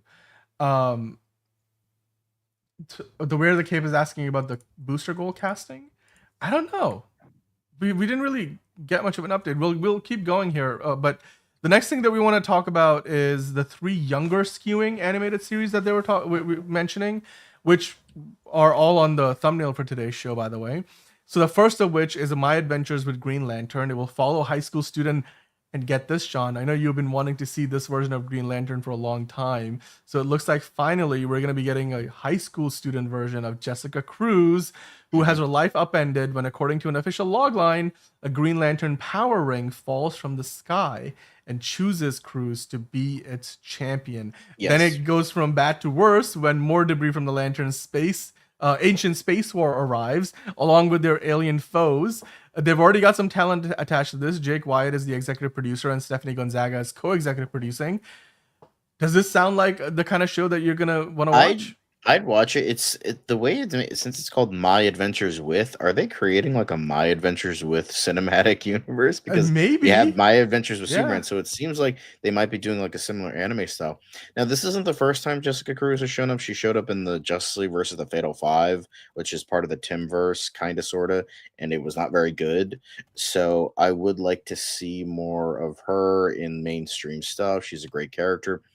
It's just like I wish they followed her background a little bit more, her origin a little bit more, because it was so interesting. I related a lot to it, and it was just like it was just like an innately interesting concept, and they actually executed it properly, of a woman with agoraphobia getting a ring that where the power source comes from your own willpower and being without fear. So that's really interesting. I really like that concept. I hope they kind of do that here. As someone who's maybe like shy and maybe not as, I hope they kind of at least some of the aspects that makes that Manos character Time work. confirming that it is part of that same universe, and the logo looks very similar. I mean, you Yes. can scroll down and then you would see that. I mean, we also made it part of the thumbnail. But I mean, there it is. Right there. It's set in the same universe. I Right mean, there. I wouldn't. It's right. Yeah, sorry, I'm trying to do that whole wheel thing. No, you're good. I wouldn't be shocked if they introduced Batman, because they had Silver St. Cloud in the Superman show, which made no sense, but like, I guess include her, and she's like now a Dommy mommy apparently. But My Adventure, I'd watch this. Like I have, I everyone tells me like, oh, you need to watch My Adventure Superman. I mean, I like the cast. I like some of the aspects. I just don't like some other, like they introduce multiverse stuff so quickly. I don't like some of the character designs. I don't like some of the story progressions. I don't like how they're rushing a lot of stuff. Like season 1, Superman, season 2, Supergirl, season 3. Now they're doing fucking Superboy. It's like, whoa, calm down. But due to the fact that Jessica Cruz is a character that doesn't get a ton of love because she's newer, so it's harder to like go back and get like material for her. I think it's nice that she's getting her own show. I wish it was more in line with her origin, because that's what made like the character work so well. But maybe they can still make that character work. I just hope it's not like it's essentially a new character, but they just copy pasted Jessica Cruz's name on it just to get people to watch, or to like have like some like, oh, we're doing it because representation, not because she's an innately great and interesting character. So I hope they're doing it for all the right reasons instead of all the wrong reasons. But that's just me. I just love her character so much that I just want to see her done right, you know? Yeah, I mean, Ron is already campaigning for My Adventures with Batman, which could have been a natural extension. You know, you guys are saying that Jalen was talking about that in the chat too. So yeah, whatever happened to Kyle Rayner? We'll eventually. I think Kyle Rayner was supposed to be in that other Lantern show that got revamped into the one we're getting. So maybe eventually they'll get to it. You don't have to have every Lantern in something, you know, a TV show or a movie all at the same time. Let's save a few characters. But speaking of characters, DC Superpowers is another show that they announced. It takes place at the Alliance School for Heroes and focuses on new students, Lightning, Flash, Plastic Man, Aquagirl, Green Lantern, and Terra, who level up their powers under the supervision of Principal Martian Manhunter in the hopes of one day graduating and becoming the next generation of Earth's defenders. Matt Beans is executive producing, and Michael Chang is a supervising producer. John, what do you think about DC's Superpowers? This is the closest we will get to a Sky High sequel, and I'm here for it. It also kind of reminds me of a JL8. I don't know if you know this webcomic, where it's like Justice League characters, but they're all like 6-7 year olds, and it's like they all like go to school together. They all wear their like costumes. Like Darkseid is the gym teacher, and then like the principal is and then I think one of the teachers is like Jim Gordon or something like that. But yeah, it's very very very cute, and I really like that webcomic, but it kind of reminds me of that too. So I'm all for this. This is very cute, and I kind of like this. Even I would watch this. I mean, even though this seems like more for like the younger crowd, this seems like an interesting show I would watch. And again, I love Sky High. That was fucking goated. And now that Disney has Marvel stuff, they don't want to touch that, which is probably good, because if they made a sequel nowadays, they'd probably ruin it. So you know what? By the I'm way, here for it. Manos mentioning some breaking news. Kathleen Kennedy, this broke within the last hour. We're gonna switch focus to that after we get to all the DC stuff. So do stick around before the end of the show. We're gonna get into that conversation, because it is breaking news that Kathleen Kennedy apparently is set to retire as the chief of Lucasfilm later this year. So yeah, we'll talk about that. But yeah, DC superhero girls, Jalen. I think that's a good comparison. Yeah, and Ron, it's hitting the news right now. We will continue. Let's finish the conversation over at DC, and then we'll get into that news. So, yeah. But in the meantime, Starfire, the third series. By the way, all of these shows are going to be overseen by Sam Registrand, who's producing them all under the Warner Brothers Animation banner alongside DC Studios. So the same executive producer is overseeing all three of these shows. Now, Starfire, of course, serves as the origin story for the fan-favorite title character, perhaps best known as part of the Teen Titans. The show follows her adventures after she uses an ancient spaceship she discovers on her home planet of Tamaran to escape her planet and explore the stars. Along the way, she'll meet space biker Crush, plant-loving Fern, and the magical princess Amethyst of Gem World, and together they will uncover the deepest reaches of the DC universe, save space dolphins, surf Technicolor nebulas, and boldly soar into the unknown. Josie Campbell is executive producing, and Brian Druhard is co-executive producing. What do you think about a new Starfire show? This sounds like Doctor Who with more steps. I'm here for it. That's like a good comparison. It just sounds like Doctor Who, but like it's not time, it's just space, and there's more companions. Cool. I'd watch it. I'd watch it too. I would watch it too. Enterprising saying the sexy Tamaranian getting a solo. Nice. And Jalen saying, hell yeah, Starfire deserves her shine and I will die on that hill. Yes, he does. Nico saying DC is covering all audiences from kids to adults. Good plan from DC Studios. And yes, I absolutely agree with you. I think this is a great idea. The fact that they're spreading the love. And then Wear the Cape saying that he's hearing that Lobo's daughter might be in that one. Again, another show which could potentially be part of the cinematic universe, but they haven't committed to it yet. So that's the key theme here. That seems like they're keeping themselves open to the idea of what's part of the continuity and what's not. But I'm sure they will let us know based on which logo we see at the beginning of the show or the movie. But in the meantime, while these shows are being worked on, of course, on the movie front, Sergeant Rock and Teen Titans, all rumored projects alongside some other ones. They were all questions that came up from reporters at this event. Now, of course, Safran did mention that Daniel Craig was never attached to Sergeant Rock movie. It was officially attached to it. I mean, but they did address that, by saying that he was never attached and indirectly saying that the movie is actually a thing.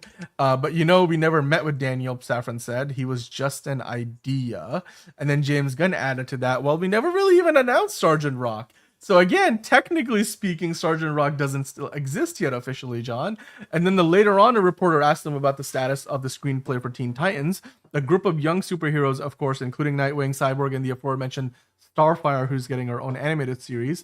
We know Ana Naguera was picked to write the script for it. She wrote the script for the Supergirl movie. And then to that, Safran said the script's not ready yet. I mean, I think we said that Ana Naguera is writing it. So again, a non-update, but just saying that the script isn't ready yet. And then Gunn corrects him. He said, we haven't said that. No, I think it was out there, Safran said. I think it was out. So they're sort of like saying like, oh yeah, no, it is out there. but it was never officially confirmed, I guess, until now. It was, and so James Gunn then said it was something that Anna was really impassioned about, and she turned over an amazing script for us. She's fiddling with that now, but it's definitely not a finished script. So I guess once they were pressed for it, or maybe Peter Safran let it slip that it is actually a thing, James Gunn had to address the fact that I guess they have a completed script.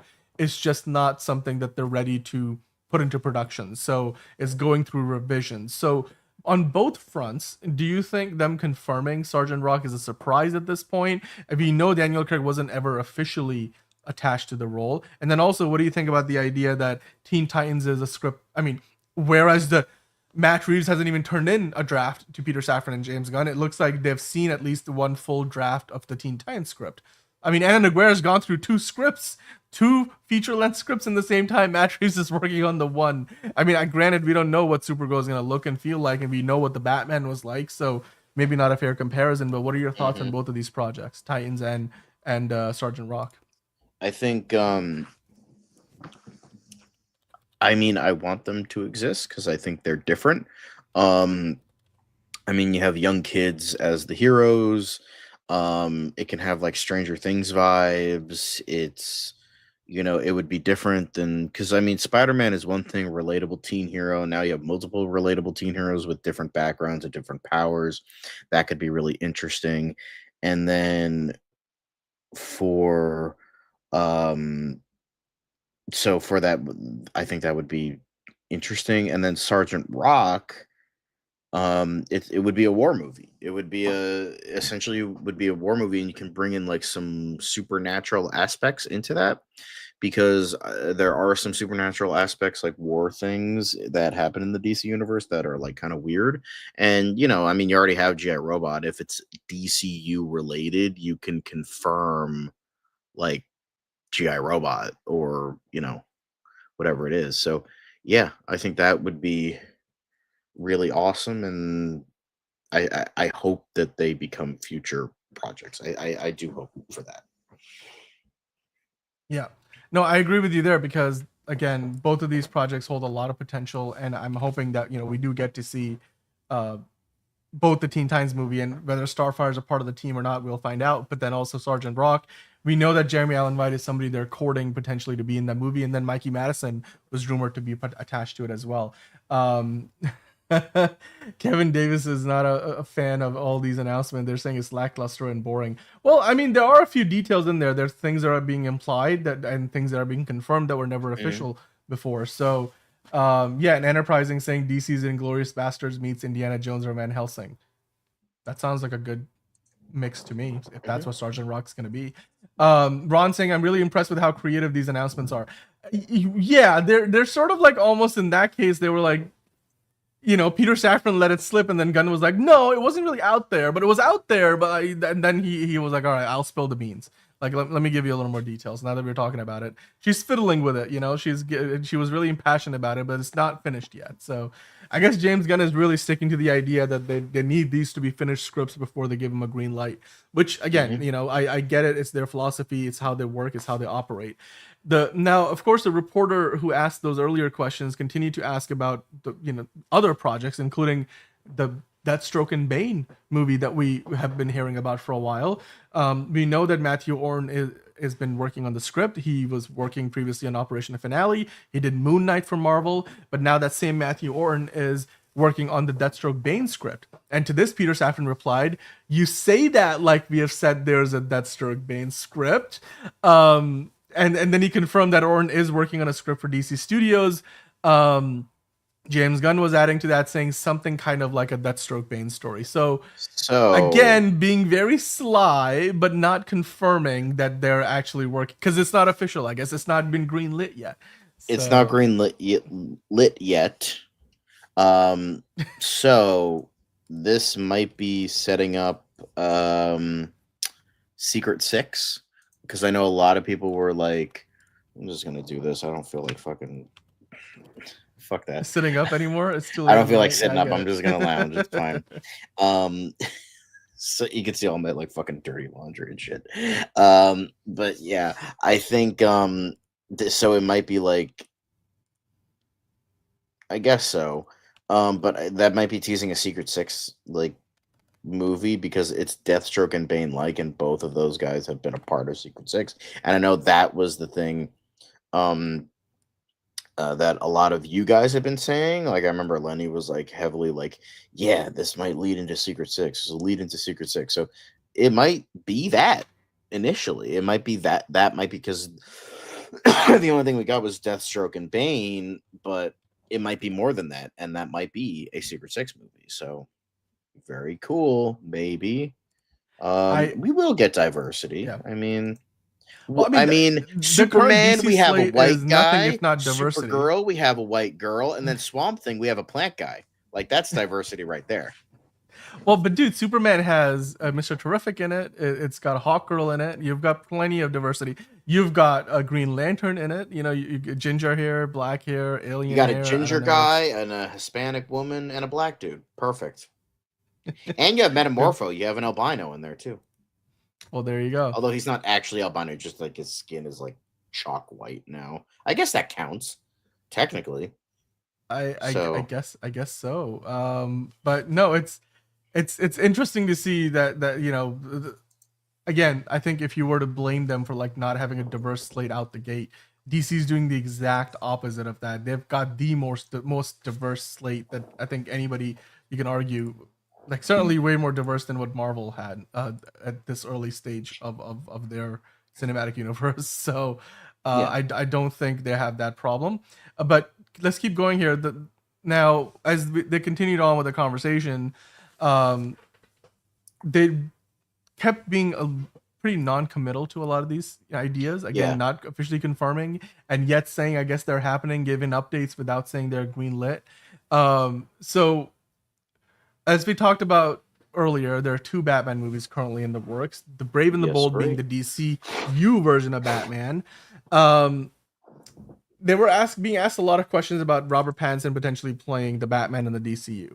And James Gunn responded to that saying, these questions become headlines because they say, have you ever talked about this? We have talked about literally every permutation on the way to come into this job in terms of how we are going to handle it, what actors we're going to continue over, what we're going to, you know, what we're going to emerge or merge together in terms of stories. We've talked about everything. Have you ever talked about Grant Gustin? Yeah. Have you ever talked about Robert Pattinson? Yeah. We've talked about all those things, but serious conversations? No. So again, saying that Robert Pattinson and Grant Gustin will probably not be in the DCU, but they've discussed the possibilities. So I mean, are you surprised by that? I mean, obviously James No, I mean, a little like, exasperated by here's the constantly thing. being Would we want to see Grant harassed by Gustin? questions. Would we want to see Grant Gustin again? Of course, because he did a great job and dealt with shitty ass material. So we would love to see that again. But like, even James Gunn was saying like he was so fucking exasperated. Like, oh, we're gonna see the fucking Robert Pattinson. We're gonna see him. We're gonna see him. No. Like, like James Gunn has said no, but then there's all these fucking scoopers that come in and they're like, oh, they're considering it. Oh, when it fails, they're gonna bring Robert Pattinson. No, shut the fuck up. James Gunn has said from his own mouth, the head of this fucking studio, no, they are not fucking bringing in Robert Pattinson's Batman into the DCU. I mean, sure, he can like backpedal and like retcon it and be like, well, we initially weren't, but now we were. But for right now, no, it's not happening. So shut the fuck up. Thank you. Gabagool. Like, why is that so fucking difficult? No, completely fair. I understand the frustration. I mean, they're again trying to clarify that they haven't confirmed it. There's no point of like trying to imply that people you know take a lot of those little comments and take them at not just face value, but also it's what's I'm looking for a word where it's not really, they don't like mean to say like, oh yeah, wouldn't.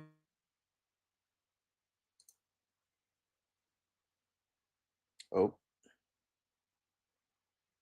I don't know if it's him or me.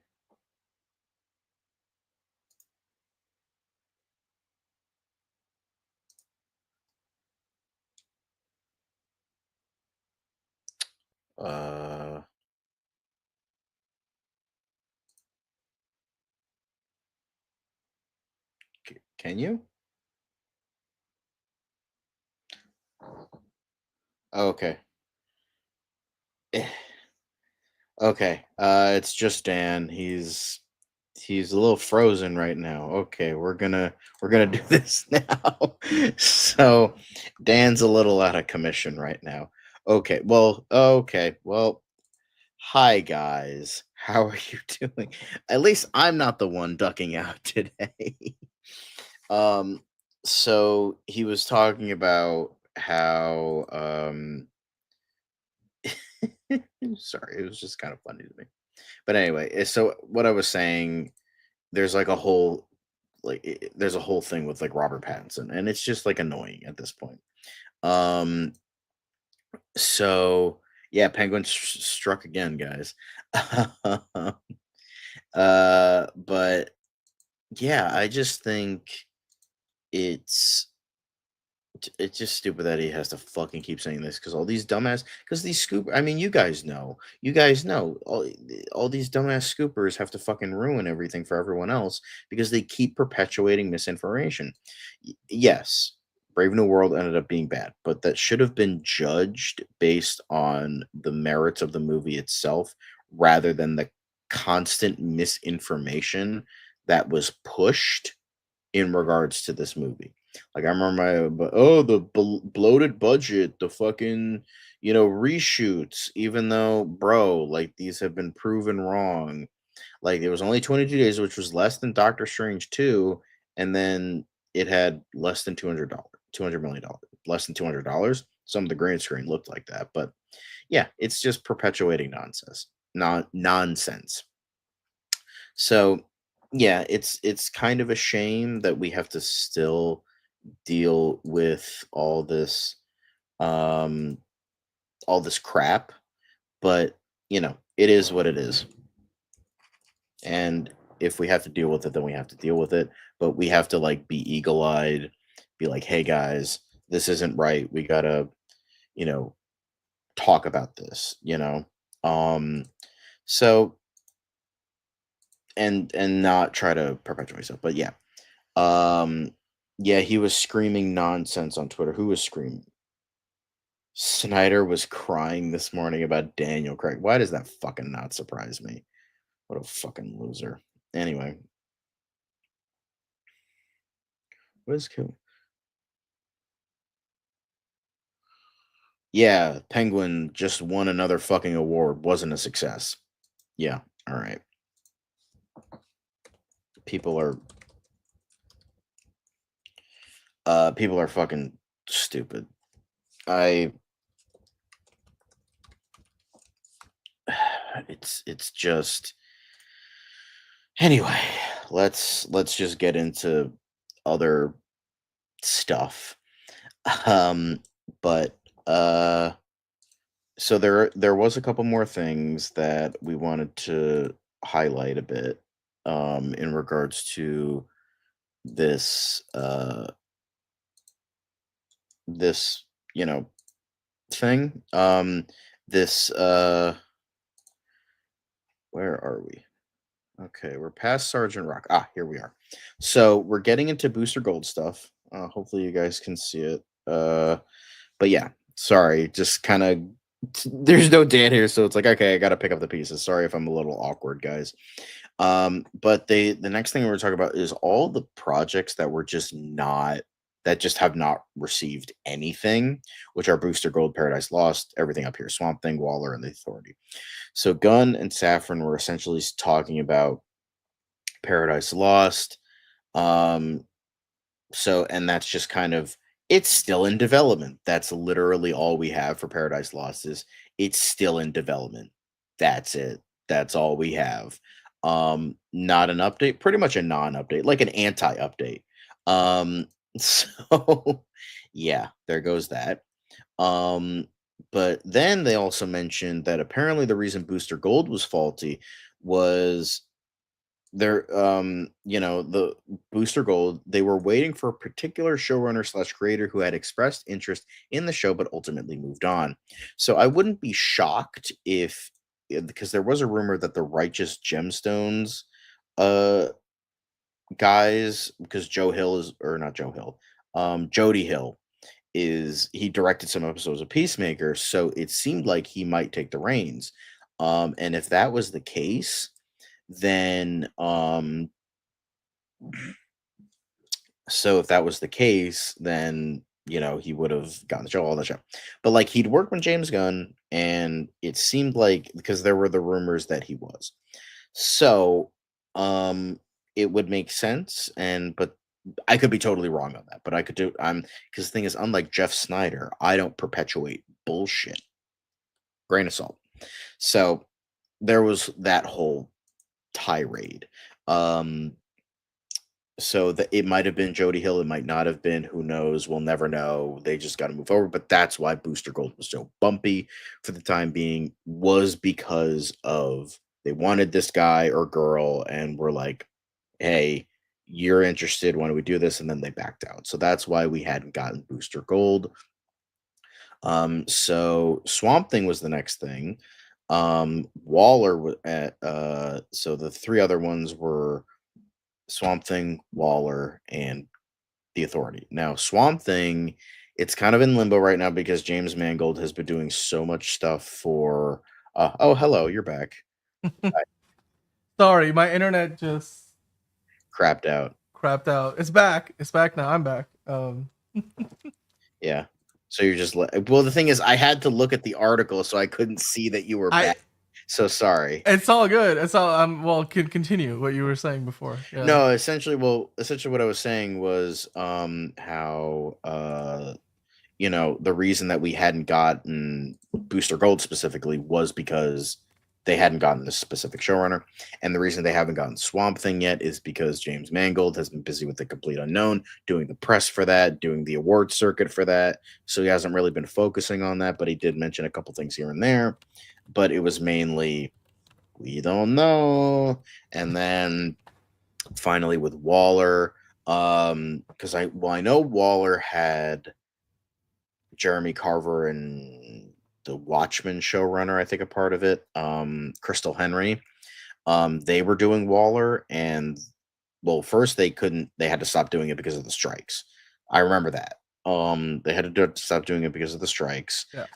And then it's been really difficult to get it off the ground. Well, I think the big key thing that they said here about Waller was they had to reconceive the whole show. Yeah, and because Peacemaker season 2 comes out before it now. So it seems like the story was so connected that whatever they wanted to do with the show, they can't do anymore because it's going to come out after Peacemaker season 2. Yeah, so I would imagine that they're probably keeping bits and pieces here and there of the original show, because I imagine it was maybe Waller in prison or something like that. But now they might be changing it to something else. Who knows?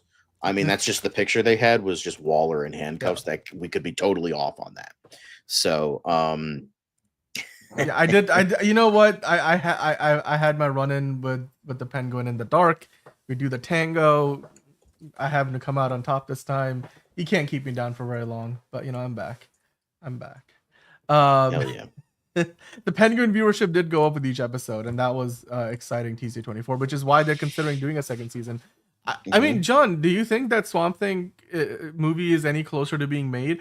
With the Kathleen Kennedy announcement we're going to talk about a little bit later, maybe that means more chaos for Star Wars, and maybe that means that James Mangold says, I'm going to put that on hold, and I'm going to just work on some, there's certainly a more stable structure of leadership over at DC Studios right now, and potentially working on a Swamp Thing movie. I guess it all comes down to what he's more passionate about, right? I did mention this, that it might be the safer option because he has worked with Disney before. He's worked with Kathleen Kennedy before. He's worked with Lucasfilm before. So that's the safer option. And it seems like he's kind of bending over for Disney a little bit. He seems like their golden boy, because anyone who had criticism over Dial of Destiny, he was like, but guys, it's actually the greatest movie ever.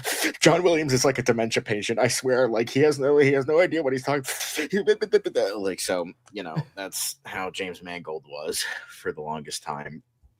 So I think that might be the safer option, but DC might be, you know what, Star Wars hasn't had a movie in like 6 years, so we'll see. it is tricky. It's gonna be interesting because now, I mean, anybody who's attached to Star Wars, I remember there was a rumor a while ago that things were completely chaotic over there. So maybe there's more truth to it than we gave it credit for before. So we'll see, and then that might affect obviously, what James Mangold decide to do next. It looks like both movies he's gonna be writing at least, or at least be involved in the writing process himself. So that's an all-consuming thing. But at least according to this article and what happened on Friday at the press event, James Mangold isn't necessarily working on it actively, which to me is a bit disappointing because that again is a movie that we won't get for a while. Speaking of things we might not get for a while, it seems like The Authority is one that has really suffered the effects of the strikes that happened in Hollywood, right? Now, in the 2023 presentation, James Gunn mentioned that it was a big movie, it was a big priority for them. It was going to be the kind of film that could potentially help change the course of the larger, the bigger picture of things in the DCU. But for the time being, it looks like they put it on the back burner, and they continue to say it's a very, very big movie, and they want to do it properly.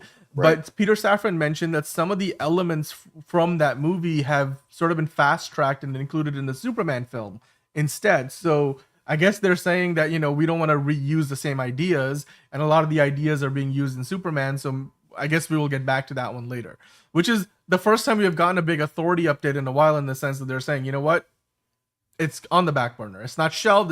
We're not canceling it, but we're certainly not going to be working on it for some time, because I guess kind of like with Waller, they'll have to rejig the story or like the concept behind it, which to me is a little disappointing because I was really looking forward to that. But that also means that's not the project that James Gunn is writing right now, right? Like, because he was pre-writing a project. It can't be that one, considering that it's on the back burner. So were you surprised to hear that about the Authority, or was this I was a an little update that was surprised. expected? I was a little surprised. It seemed like it was just like, we don't know. Maybe it's just like a we don't know anything, but they're working on it type of thing. I mean, they still are. It's just like now, because I remember that announcement that it was like, oh, it's gonna follow Superman, but Supergirl was done first. So it's like, okay, then it'll be the next thing. Not the case. So, I think I wouldn't say like, oh my god, this is so surprising. It's like, oh, okay, that's a little surprising. Okay. But for the most part, it's like, I can see that because of how little information we got. So yeah, I can see it.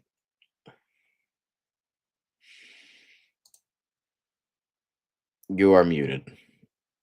Sorry, I'm just saying I was surprised by that piece of news the most. Of all the different things that they announced, I felt like that was the one where I was expecting a positive update, and we got told that it's on the back burner. Like it's not even like it's an active development; it's in the back burner. So, Enterprising sighing to the news, saying that film should have been a bigger priority, considering that there's a Superman tie-in.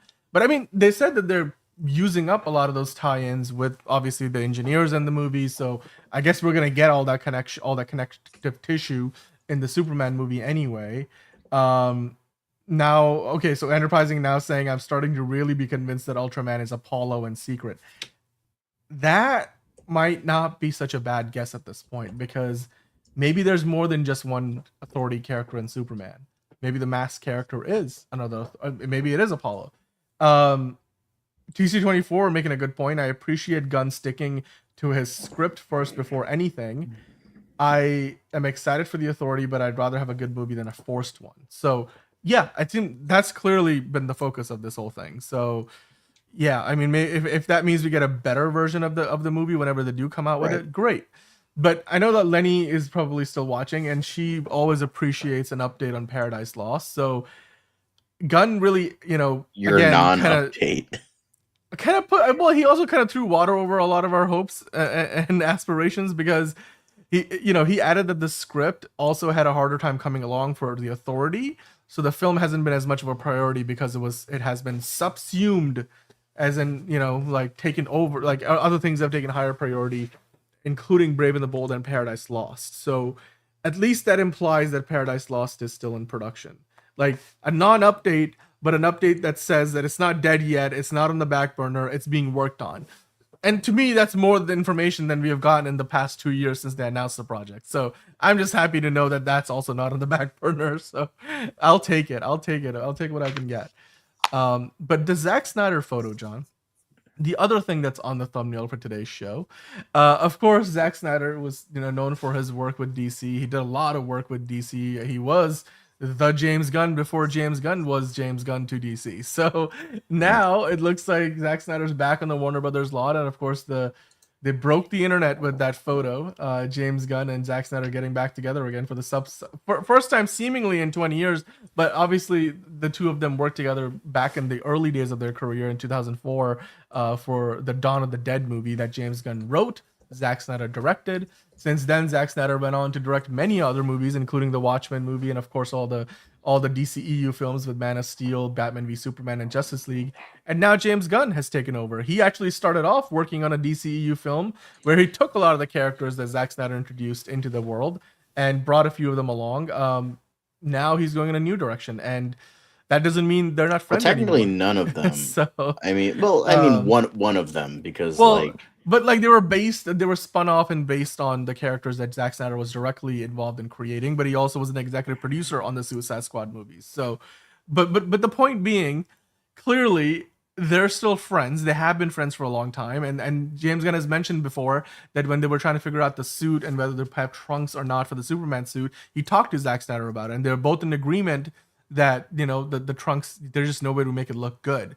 And then David Cornsweet was the one who convinced James Gunn to keep the trunks because it made Superman a little more likable and trustable for the kids who wouldn't be so afraid of this big giant hulking man that flies and shoots lasers out of his eyes.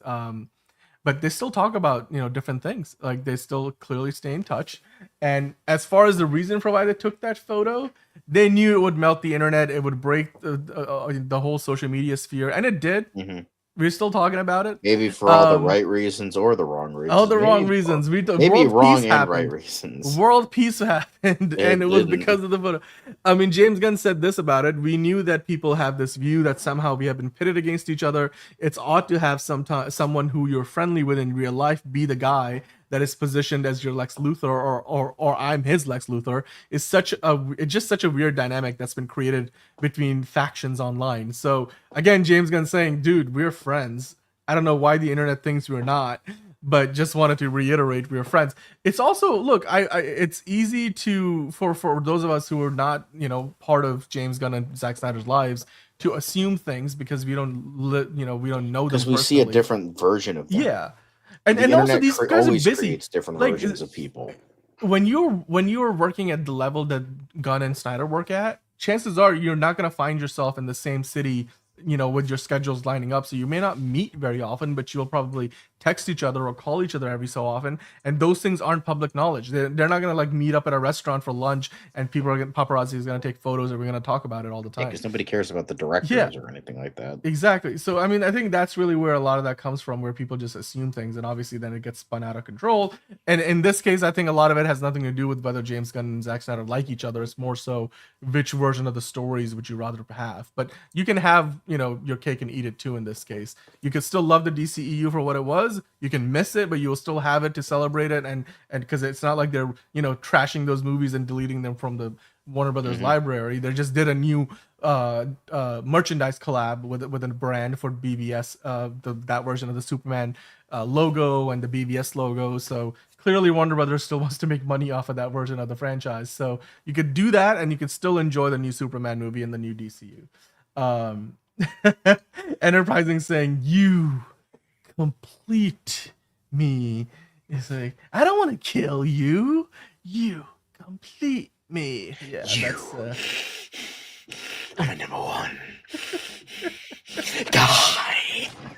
I was going with the older Joker reference, but it all checks out. DC24 is like, everybody's losing their mind. It's like, but you kill like the mayor, and everybody loses their mind. Do I really look like a guy with a plan? Zack Snyder didn't, but James Gunn does. Well, Zack Snyder had a plan, but it was nothing to do with creating a whole cinematic universe that they tried to retroactively fit into his vision. Seemingly, at least. I don't know. At least that's what Zack Snyder would tell you. But nonetheless, Look, Zach didn't even post the photo of Gunn. Shows that their One-sided. relationship, the friendship is one-sided. Or no, it's like Zack Snyder betrayed himself. He is his own traitor to his cinematic vision. Yikes. Grrr. Oh my god. That is, yeah. I'm Batman. I'm not gonna go there. It's too late in the night for me to be doing that kind of thing. But no, it is. Swear to me. See, it's just I need to be able to get through the rest of the show without breaking my voice, so I can't do it. Is your neck a little sore? Is your neck a little chilly? Apparently yeah, well, it's chilly. I don't know. Yesterday was pretty cold, but today I think we're good. But hey, we gotta keep going here because there's still more to get through in this article, man. There's a lot. There is a lot here. I think we're getting to the back end of this, and then we're gonna talk about Kathleen Kennedy. So the wider DCU story. That was something that also came up, kind of like, where are we headed with all of this stuff?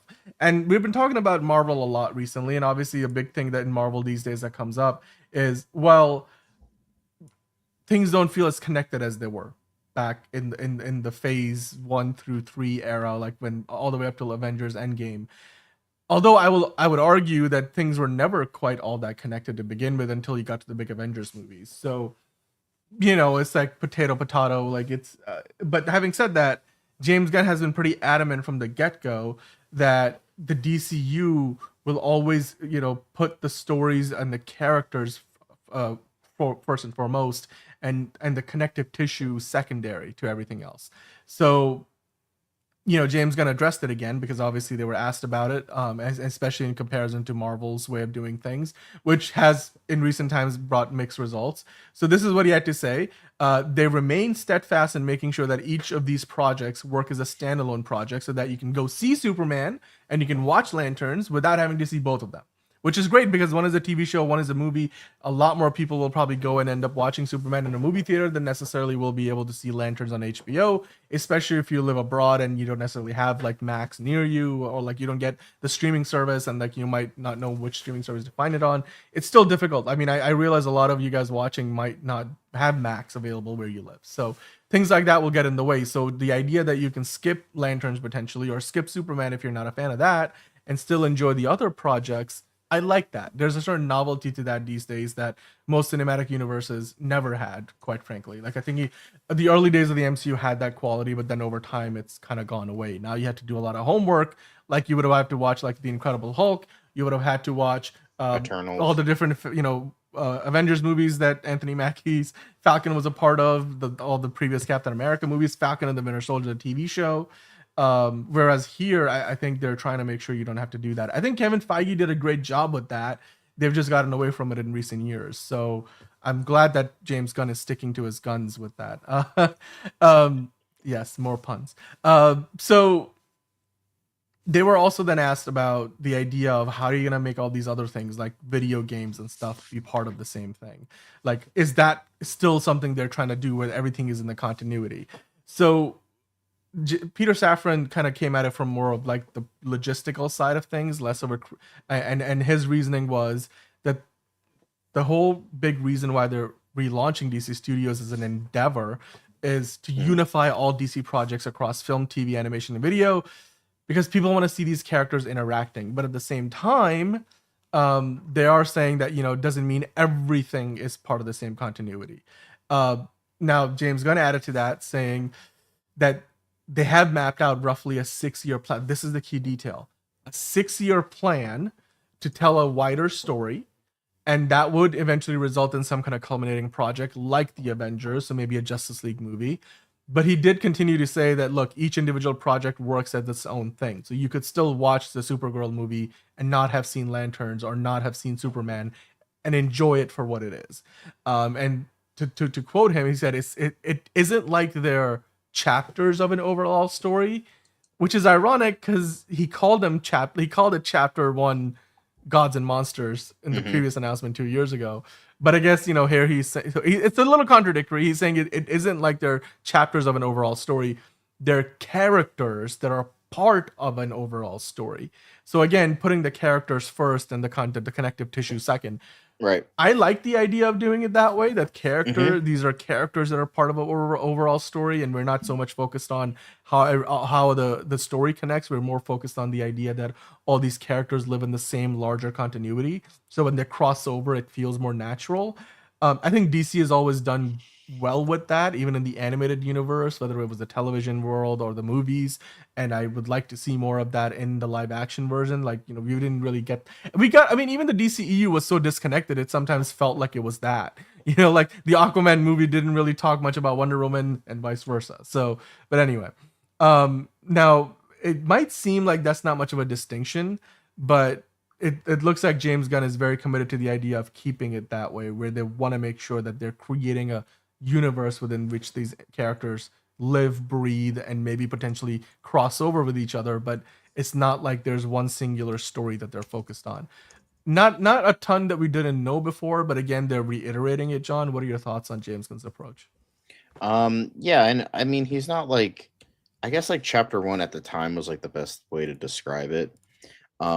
Because, you know, it's like, you know, just at the time, like it works better. It's a better overall like way to like. Obviously, he didn't want to use phase because phase 1, phase 2, that's Marvel's thing. So, you know, I think maybe at the time just chapters were just better, and now it's like, let's not, because I think he's really trying to stay away from I think Marvel's thing. it's the idea of semantics. Like, you know, you don't want to Yeah. put a label on it. Yeah, and I think, and on top of that, he wants to avoid Marvel stuff. Like he really wants this to be its own thing. So, yeah. Um yeah, exactly. Like you don't, that was a big problem with like the New 52. There were so many books that like bled into one another, and like they were part of like this ingrained story, then it just didn't work, and then so many people gave up. It's like, oh, you have to read Justice League to understand this. You have to read Amethyst to understand this. And it's like, Jesus fucking Christ, why are we doing this? I understand like comics can be interconnected, and it's like it's easier because it's like $5 a book, or you can like pay a subscription like DC Universe is now, or Marvel's version, I forget what theirs is called, where you could just pay like $10 a month and just, or 20 or 30, however much it is now, for all the new comic books you want. Well, movies, that's $10 to $15 a pop. It's you can only go so far with how much story you can tell without the audience fucking giving up on you. So many characters you can introduce, so many things that you, because it's like a whole process. Like I'm not saying to deny the process of comic book creators, because you still got to write it, you got to fucking draw it, but that's like a little bit easier to like crank that shit out than a movie, which is like huge things, and there's only so much you can do in real life as opposed to a drawing. So, you know, there's all that as well. So I think yeah, he's just trying to avoid Marvel stuff and just trying to do his own thing, and he doesn't want to step on their toes. He also wants to do his own thing, so it's, you know, it feels different, and there's an actual real competitor. So yeah. Yeah.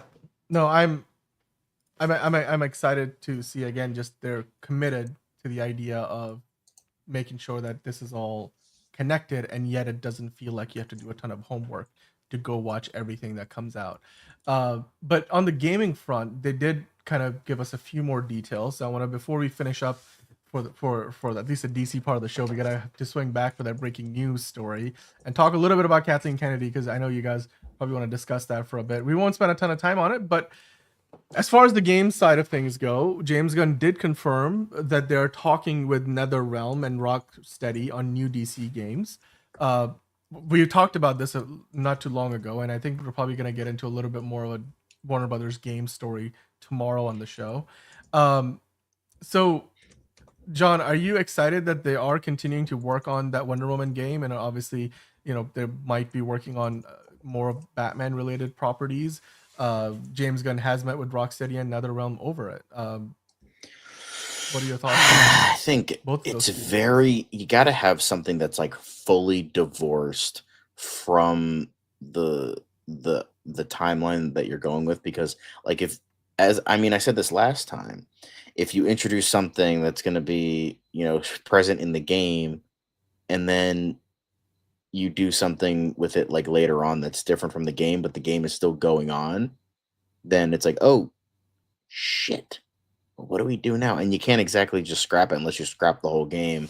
So yeah, it's a little bit harder to do to Yeah. like get it in continuity because it's like it's easy to have like the Arkham verse. You have Arkham Asylum, Arkham City, Arkham Origins, which was a prequel, and then the final Arkham game, because there are no other Arkham games, Arkham Knight, and all of those in just one timeline. That's easy to do. But then if you're like offshooting stuff, especially with movies and TV, then it's like, well, shit, what do we do now? Oh, this thing got this. Oh, this is still in development, but this is no longer in development. It's a whole can of worms that you just don't want to get into. But like do like a Legion of Superheroes game where it's like clearly, I'm so fucked. I'm not even getting up for work, and I'm gonna be sleeping till 3, and I still got shit to do. So, but yeah, I think it's a slippery slope, but hopefully they can work it out. Yeah. And what I like about what James Gunn and Peter Safran said about the idea of working with these studios is they said that they're coming in on these projects now at a much earlier stage. And so what they can do is they can tell the heads of these studios when they get shown like artwork and ideas in the early stages about games that are being developed, like, hey, maybe you want to do something a little bit differently with a particular character because we're doing something here with the movie and TV show potentially, and you can tie into that. So maybe that gives us a better idea what he meant when he said that all the games are going to be part of the larger universe. Maybe we took it a little too literally that it's all going to be part of the same story necessarily, like the DCU, or the world of the DCU. Maybe these could be more offshoots, like where you have a new Batman game that comes out that feels like it's a day in the life of Batman, like what he did over the course of a couple of months. And what happened in that story is canon to the DCU, except that it doesn't need to be a movie. So, and if you miss it, you don't miss any significant part of what Batman in this world has gotten onto. So I think that's really good to hear. And also, what's nice is that given that they're going to be involved in this from an early stage, and it's more integrated now versus before it used to be the game studios did their thing and they just licensed the properties essentially. Now they have a direct connective tissue to the people who are making the big decisions for the movies and the TV shows. So I do appreciate that. And I think, like James Gunn said, that's never been done before. So I think that's obviously important. So I mean, to summarize all of this, it looks like the Batman films, The Brave and the Bold, and the Batman Part 2 is still in the works. We don't have a completed script yet for Brave and the Bold. Batman 2 doesn't even have a first draft submitted to James Gunn and Peter Safran. Clayface is chugging along. They're looking to start casting and filming this summer. Waller and The Authority and Swamp Thing need more time. Waller is being reworked because it's now going to be coming out after Peacemaker season 2, so the story will change for what the show is going to be about. The Authority, according to James Gunn, is on the back burner because a lot of the elements, like Peter Safran said, were fast tracked to be included in the Superman movie. So they were like, maybe what we do with that film needs to be something different, kind of similar to what was going on with Waller, and they want to do it right, so they don't want to just give us the same kind of story or same elements twice, like what we already saw in Superman. We don't want to get again in The Authority. We want to get something uniquely different. So that's that. And then Swamp Thing, it looks like they're kind of just waiting to see what James Mangold decides to do next once he's done with the Oscar campaign for A Complete Unknown, which will end in a week. So then maybe we'll get more answers. And then, depending on what's going on with his Star Wars movie, I guess he might choose to work on Swamp Thing first, or maybe he'll say, I need to do this Star Wars thing first. So those are the big news items. Of course, 3 new animated shows, including My Adventures with Green Lantern, DC Super, what was it? Superpowers, I believe, right? And then Starfire. So a lot of different little announcements. It wasn't like a big Comic-Con thing, but we got a bunch. And Supergirl, of course, still filming. Lanterns-ish filming, just finished the first week of filming. And with that, I think we are gonna wrap up the DC side of news here. But as always, of course, thanks for joining up and talking about DC. So hit that like button while you're at it. Hit the subscribe button, hit the notification bell if you're new and you have hit subscribe, because then you know when we go live with all the new stuff over here on the channel. But hey, I mentioned earlier, we got to quickly cover a little bit of the breaking news. Kathleen Kennedy has decided to step down. So it is of course big news. It dropped a couple of hours ago. So let me hit that breaking news, shall we? Kathleen Kennedy has finally decided to step away from Lucasfilm, and it looks like it's going to be happening by the end of the year. She's going to exit her role as the CEO, or as like the chair, basically the president of Lucasfilm, I should say. And it comes at a time when a lot of people don't know what the heck is going on with the world of Star Wars. Rumors swirling that it's complete chaos over there. But Puck dropped the news earlier today, John. I want to bring you in on this. Sorry, I had to knock out the music because we got to get into the conversation here. It's breaking news. Let's talk about it. Puck dropped this news earlier tonight. Kathleen Kennedy stepping down at Lucasfilm. This was something that was rumored last year and then never came to pass, and I guess it's happening now. It's been a 13-year run. She was the hand-picked choice to run Lucasfilm, that George Lucas was like, you know what? She's the next person to do this. And her resume and her just overall filmography as a producer is probably unmatched, or matched by very few. Like maybe Kevin Feige is probably one of the very few who can say he's had as much success as a producer as Kathleen Kennedy has. And now after 13 years of leading Lucasfilm under Disney ownership, it looks like, you know, as far as what she has informed Disney and her close family and friends, she's going to be leaving Lucasfilm by the end of the year. I will pull up the article here from the Hollywood Reporter that goes into a little bit more. But John, before we dive into any more of the details of the reasoning behind it, what are your thoughts on this? Are you surprised? Because I mean, it is breaking news. It seems like it's been a long time coming, but we've been waiting for it for a long time. People maybe at some point started to believe it was never going to happen, but here it is. It looks like she's, you know, stepping away rather than being fired necessarily. It's like of own accord. Maybe she's retiring. What are your thoughts on again, just the news, and what do you think brought about the change? The fact that Star Wars fucking sucks now and everyone's blaming her. Maybe that's the thing. Joking aside, it's just like I feel like maybe she's just reached a point where she just doesn't really want to do this anymore. And she just doesn't want to, you know, deal with all this shit. Maybe it's like all the internet hate getting to her head. Maybe it's just like, I'm older and I don't want to deal with this. Like, same reason why Barbara Broccoli and Michael G. Wilson are stepping down as creative consultants, well, creative forces behind James Bond. It's just like, people get sick of this shit. It's a lot. It fucking makes your hair fall out. I would know. So it's just a lot, and they don't want to do this shit. And get out. But it could be because like half of the stuff, like the people have lost interest in Star Wars.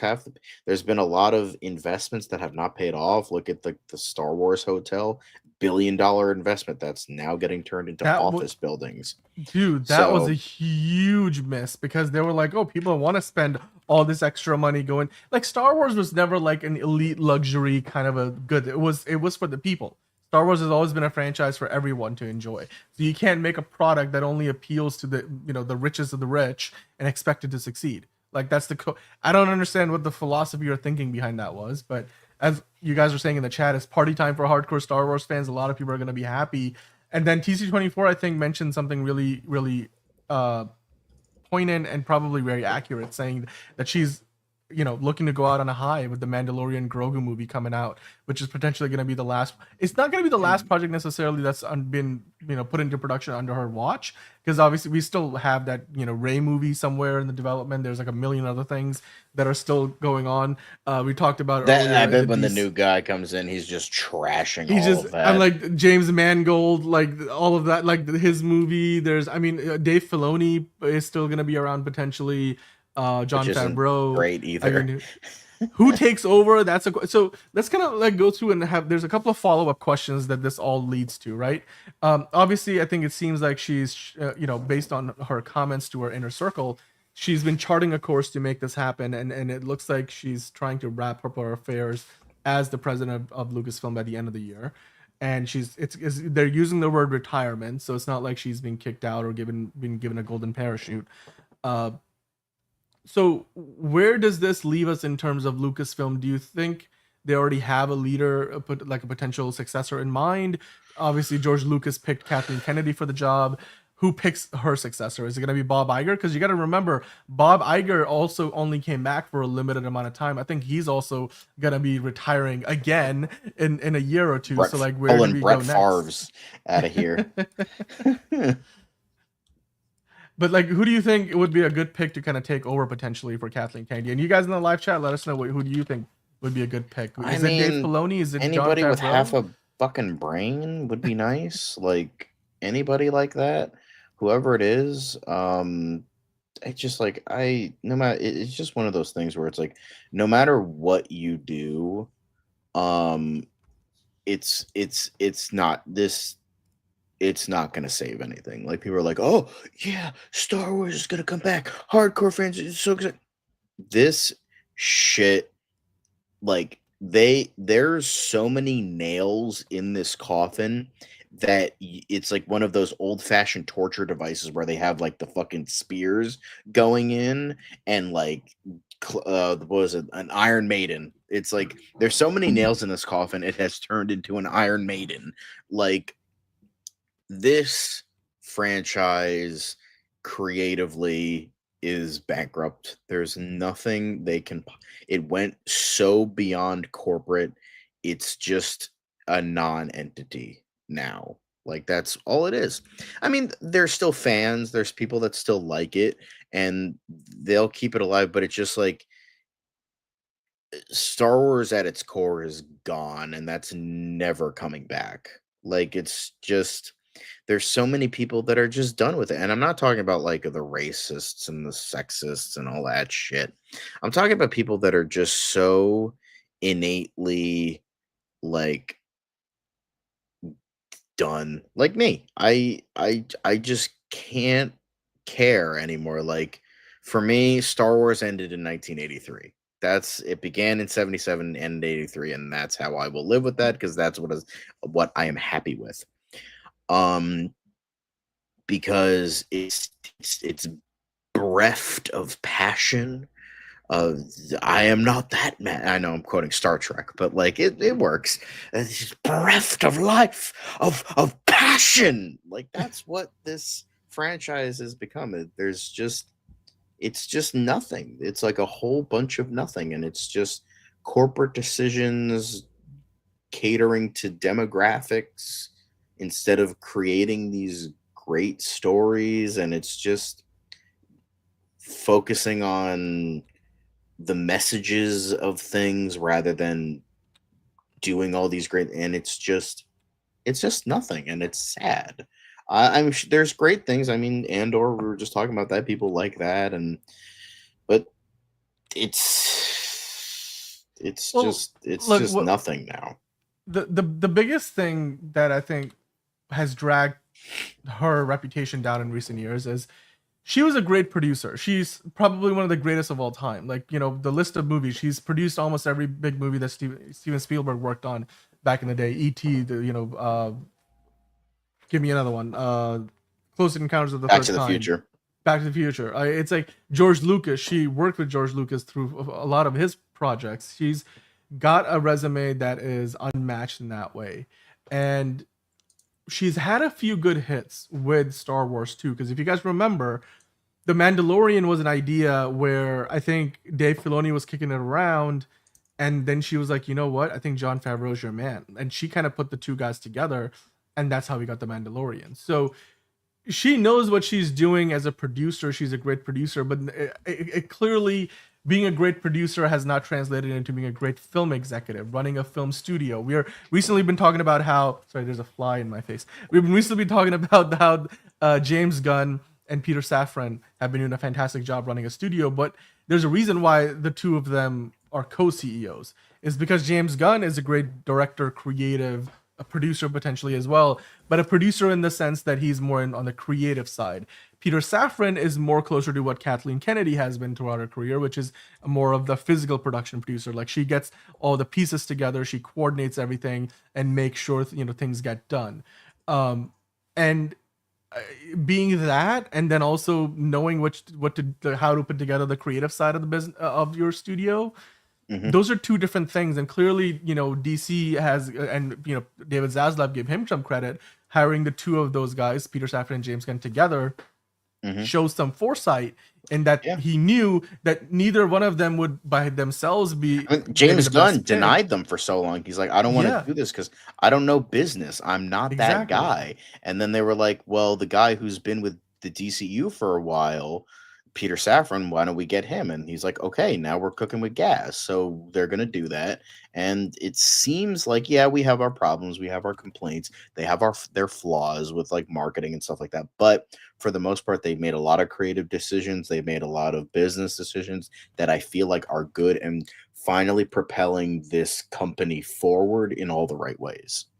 Yeah. So, and you know what? It's I guess it continues to show that, somebody like a Kevin Feige, that's more of a unicorn than we maybe give him credit for, because it's rare that you see somebody with the skill set of a Kevin Feige, of a Kathleen Kennedy, of a Peter Safran, who also then is as,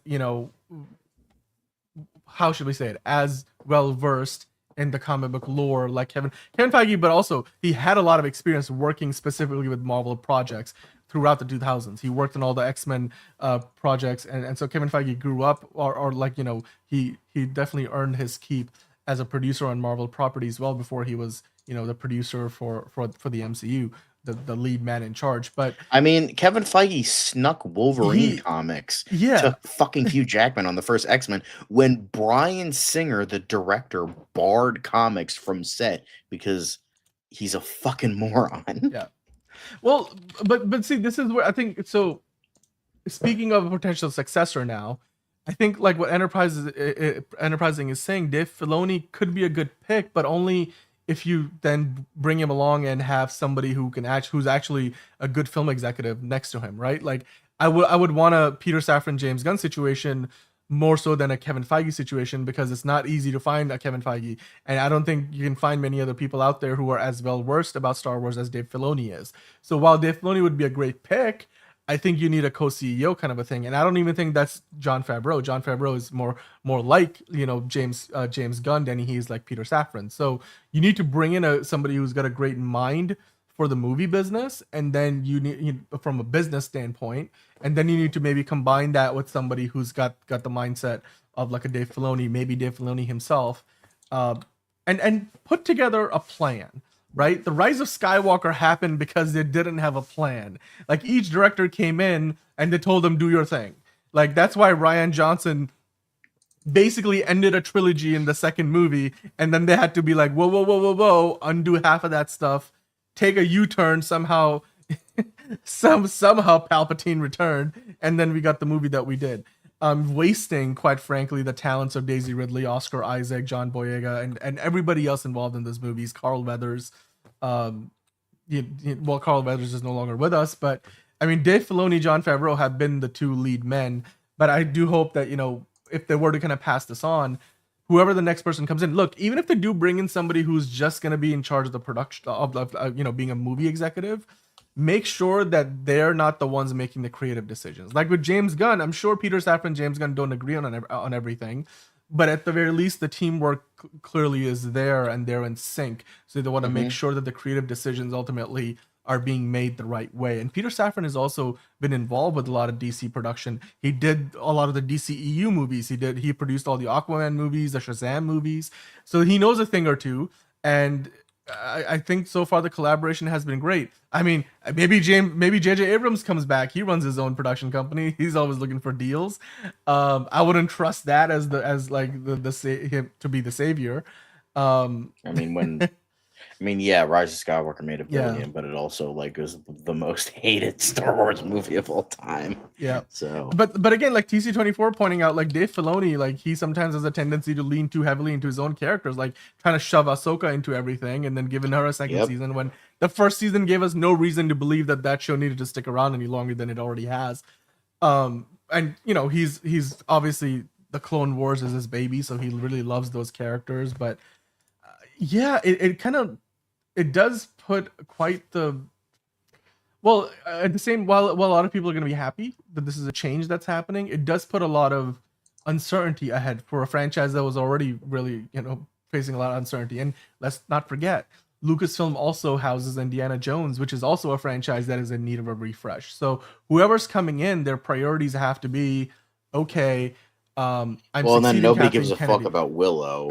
Nobody gives a fuck about THX. That's true. You and can't American even. It's not Graffiti. even on Disney Plus. It took it off the streaming service. Yeah. So, yeah. I mean, Kathleen Kennedy has quite the resume. So whoever's following in her footsteps already has got to follow up her performance. Because look, even though she had like 7 movies where they would put it into production and then be like, oh, creative differences, the director leaves, whether it's Patty Jenkins or Taika Waititi or even Kevin Feige, who at one point was going to work in a movie, and I think the director of Fantastic Four was going to be directing a movie that Kevin Feige would produce, and then that never happened.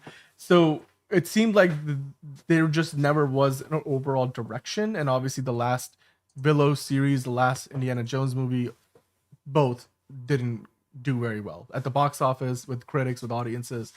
So whoever's coming in has the pressure to revive all of those franchises, especially Star Wars, but then also move the needle forward and do it in a way which feels coherent while being under a microscope, probably one of the biggest microscopes in all of Hollywood, because it's Lucasfilm, it's Star Wars. So I don't know. That's a lot of pressure, man. Like I don't think there's gonna be a lot of people lining up to take this job, but whoever does, they're gonna have a job cut out for them. Because yeah, it was difficult for James Gunn and Peter Safran to come into DC from where the reputation of DC has been in recent years. But I feel like this is an even bigger job, especially considering there's all these things that are like all these irons that are in the fire.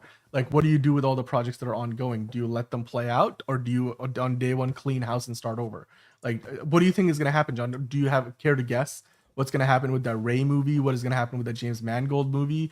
Like, there's a bunch of other projects that are still in production. What about all the TV series that are still ongoing? Obviously, Andor this year ends. Mandalorian Grogu will wrap up that story. So you've got, I think, more conclusive. You're going to have conclusions to those. But what about everything else that's still coming up in the years to come? I feel like they're going to finish everything, but then just kind of scorch earth and just kind of try to do something fresh, because clearly people are trying to go for that. But I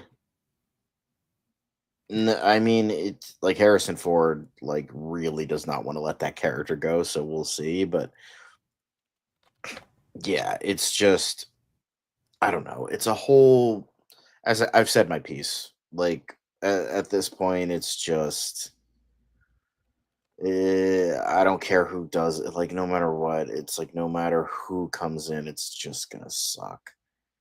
It's still gonna suck. It's not, unless you fucking bring in Jesus Christ himself to perform a miracle, then this company is not gonna be better.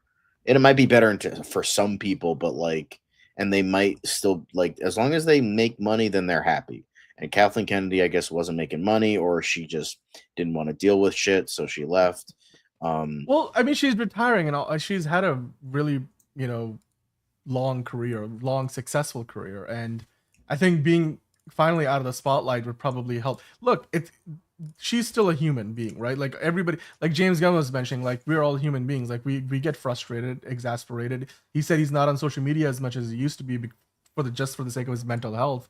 So understandably, she sees all the criticism. She sees all the, especially Star Wars, hardcore Star Wars fans can be really brutal. So, yeah, I mean, figure drawing is no matter who comes in, it's just gonna suck. Yeah, well, that's John. I understand what you're saying, but yeah, from a human being's perspective, I get that she wants to retire and step out of the spotlight.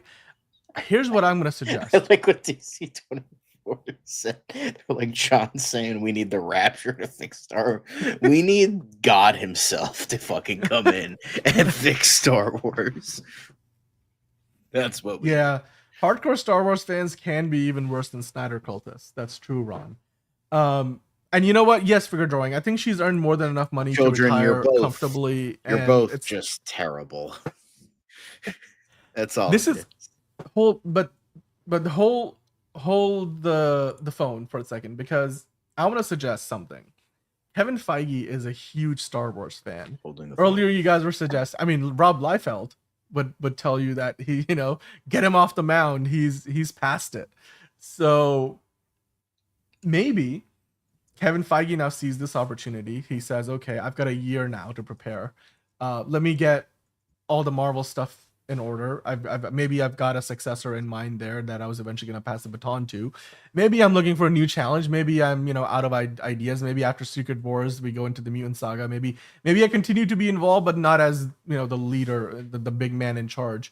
Maybe I want to take on Star Wars. Maybe I want to be the man. It's kind of like the John. The whole reason, like, you're a football fan. I know you're not a huge sports fan, but think about it.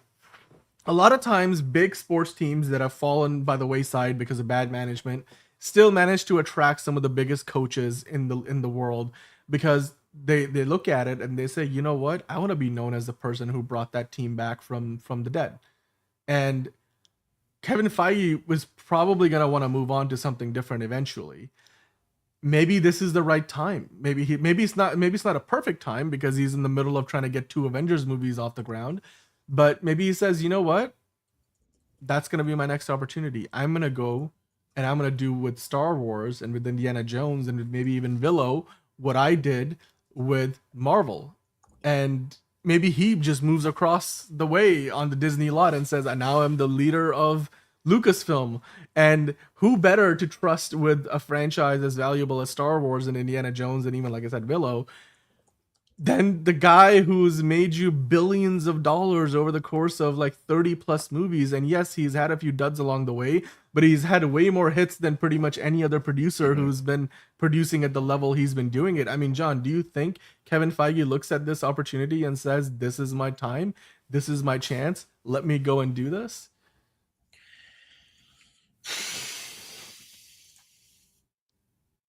I think it might be too much for him. I think it might be too much. I think he might like get one of his underlings to do it. Maybe we'll see, but just keep him at Marvel. Like doing 2 huge franchises like that, bro would fucking unalive himself. Bro would just put a gun in his mouth like fucking 2 weeks in. Like no fucking way. Like. I know that's over exaggerated, but like, come on, like these are the 2. No, but he would be the one calling the franchises. shots, right? And I'm like, people will. There's very few people in Hollywood who are beyond reproach with the fans to the level that Kevin Feige is. I know there's a lot of detractors out there, but there's very few people out there who will look at Kevin Feige and say, "Oh, you know what?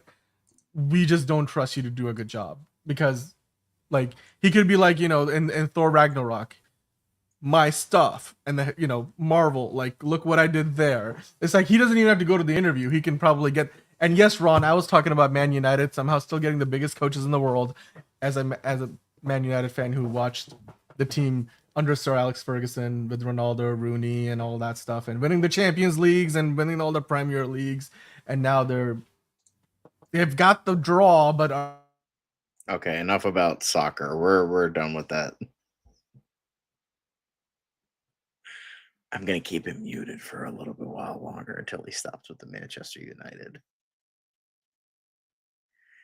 I'm just like, there's very few people who could walk into an interview like Kevin Feige and literally in one word or one sentence be like, give me the job. Like, I don't know. Like, I mean, I don't know who else would be able to do that, right? It would just be ballsy. But then that will beg the question, like Ron said, who would succeed Kevin Feige at Marvel if that happened? James Gunn is no longer around for the job. James Gunn would have been his right-hand man. He's doing things at DC. Do you think if Kevin Feige leaves Marvel, that then Disney tries to buy out James Gunn's contract over at DC and says, come on over, we'll pay out Warner Brothers to bring you up? I don't know if James Gunn would even want to do that, considering what he's starting from scratch here at DC. It probably leaves a hole. Like, that's the other thing, right? Like where Disney might be like, we don't want to ruin a good thing at Marvel just to try to fix Star Wars, or do they? Or do you think Kevin Feige gets a promotion and all of a sudden he's overseeing both? Do you think he has the bandwidth to do both? I don't think so. I don't think so. Sorry. Yeah. Well, then Enterprising suggesting maybe it's Filoni, and then you bring another executive over at over at Lucasfilm or Disney, and you give them a promotion. Like somebody. Like here's the thing, Peter Safran is a name that a lot of people know now because he's a co-CEO of DC Studios.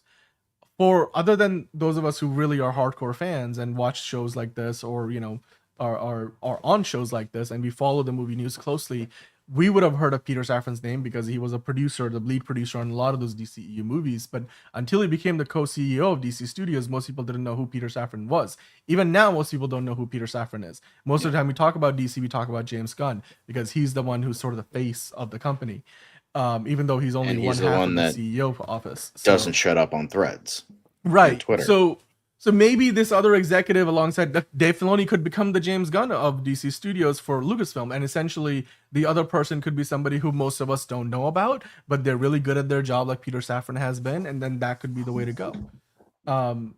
It will be interesting though, considering that Dave Filoni has not done anything to that scale. I would venture a guess that maybe Jon Favreau would be ahead in that race, and then Dave Filoni could be like the prodigy that's in training. I don't think Jon Favreau would want to do it because, again, he's more of a director. Like, he was more of the creative side. I don't think he's not a businessman. So no, but I'm saying like maybe more of a creative in the sense that how James Gunn operates in a co-CEO capacity, right? I guess so, but even then, I don't know.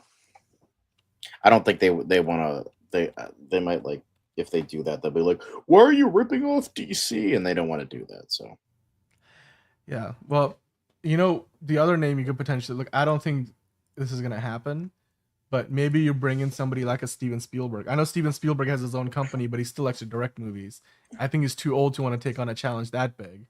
But, and obviously he's always worked with Kathleen Kennedy as a producer, but I'm just thinking of like names out there potentially who could come in, take over, whether it's Ron Howard or maybe J.J. Abrams, Michael Bay. I'm just thinking of names of guys who have moved on to the producing side and moved away from directing. But I think Chris the most Columbus. likely, Chris Columbus might not be so bad. I wouldn't mind Chris Columbus coming in. Maybe George Lucas comes back from retirement. Maybe George Lucas comes out of retirement. That would be funny. He's like, fuck no. You really think I'm going to come back? How fucking stupid do you think I am? He's like, I'm gonna bring. You know how in an episode of SpongeBob when Mr. Krabs sells the Krusty Krab, and then he goes back and buys it with the same dump truck of money that he got from selling the Krusty Krab. Maybe we will see George Lucas come back with the dump truck and back up the Brinks truck with the $4 billion and whatever interest he accrued on it over the years to pay up. He donated that to charity. He doesn't have any of that anymore. But I just like. No, I think it would be more like, I don't know. I don't think he would. I don't think he's like fucking stupid. What do you think I am? No way. Rian Johnson also said that he was very he was still working potentially on his Star Wars series of movies, and his producing partner and him are obviously the ones who created the Knives Out universe for Netflix. So maybe they take this opportunity and they can be like, we could be the Peter Safran and James Gunn of DC Studios for Lucasfilm. Maybe that could be an option. Again, potential, like Matt Reeves and Dylan Clark, producing partners. Matt Reeves directs, Dylan Clark produces. I feel like for Disney, rather than looking for a unicorn like Kevin Feige, they should go with more what they're trying to do, or what they have been doing at DC with David Zaslav bringing in Peter Safran and James Gunn. And as far as who, there's probably very few people on a very small list who probably would even be qualified. But Kathleen Kennedy, she leaves behind a legacy as a producer, one of just tremendous amount of success, but as the leader, as the head of Lucasfilm, while handpicked by George Lucas, like Sir Alex Ferguson picked David Moyes for Manchester United, maybe she wasn't the best person for the job, because she's had a few hits, but along the way she's had a lot of misses. So let's see where things go from here. But that, breaking news today, we wanted to talk about it. the prolific producer, one of the best of all time, Kathleen Kennedy, looks like she's expected to retire this year. She's been telling her inner circle, her associates, her friends, her family that she's lining things up so she can retire at the end of the year. Now, this is not something where we've got an official press release, but the puck broke the news. We've been talking about it for the last little while. A lot of you guys thinking, maybe Filoni could be the next person who can come in, and he would probably get the vote of confidence from the fans. I think the next pick has to be somebody that the fans also embrace, and maybe, he could be the one to do that. But hey, wherever they go, whichever direction they go in with the future of this Lucasfilm as a studio, Star Wars, Indiana Jones, Willow, Kathleen Kennedy's American Graffiti. Kathleen Kennedy's term, and her time in charge of Lucasfilm is coming to an end. Finally, probably a year later than a lot of people thought it would, or years after a lot of people probably would have liked for it to. But Mandalorian and Grogu coming up soon, Andor season 2 coming up this year. So there's still a few good things, on the horizon for Star Wars. And then beyond that, we'll see where things go, whether it's a James Mangold movie or whether it is a Taika Waititi project that's maybe still in the works somewhere, that Rey movie that, that might still be happening. Or maybe, Kevin Feige comes back and says, you know what, I will produce that Star Wars movie after all. We'll see where things go. As the story progresses and evolves, we will be back here to talk about it as always. So hit that like button while you're here. And if you're new to the channel, then hit the subscribe button. We are live 5 days a week. John, as always, thanks for joining. And if you guys are new, hit the notification bell so you know when we go live with a new show or have a new video going up. But until tomorrow, until the next day and the day after that, guys, have a good rest of your day, evening, morning, afternoon, or night if you're about to head to bed. We'll see you tomorrow, another episode of DCU Daily, and I'm sure we'll have to talk about more Marvel news along the way. Or maybe we'll hear more from the world of Lucasfilm. So until then, John, thank you for all your insights, and thanks to everybody in the live chat. If you weren't here live, then drop your comments down below. What do you think about Kathleen Kennedy leaving or getting ready to retire? So until next time, go out there, watch something DC related, Marvel, whichever, Star Wars. Come back and talk to us about it. We'll see you tomorrow. Another episode of DCU Daily.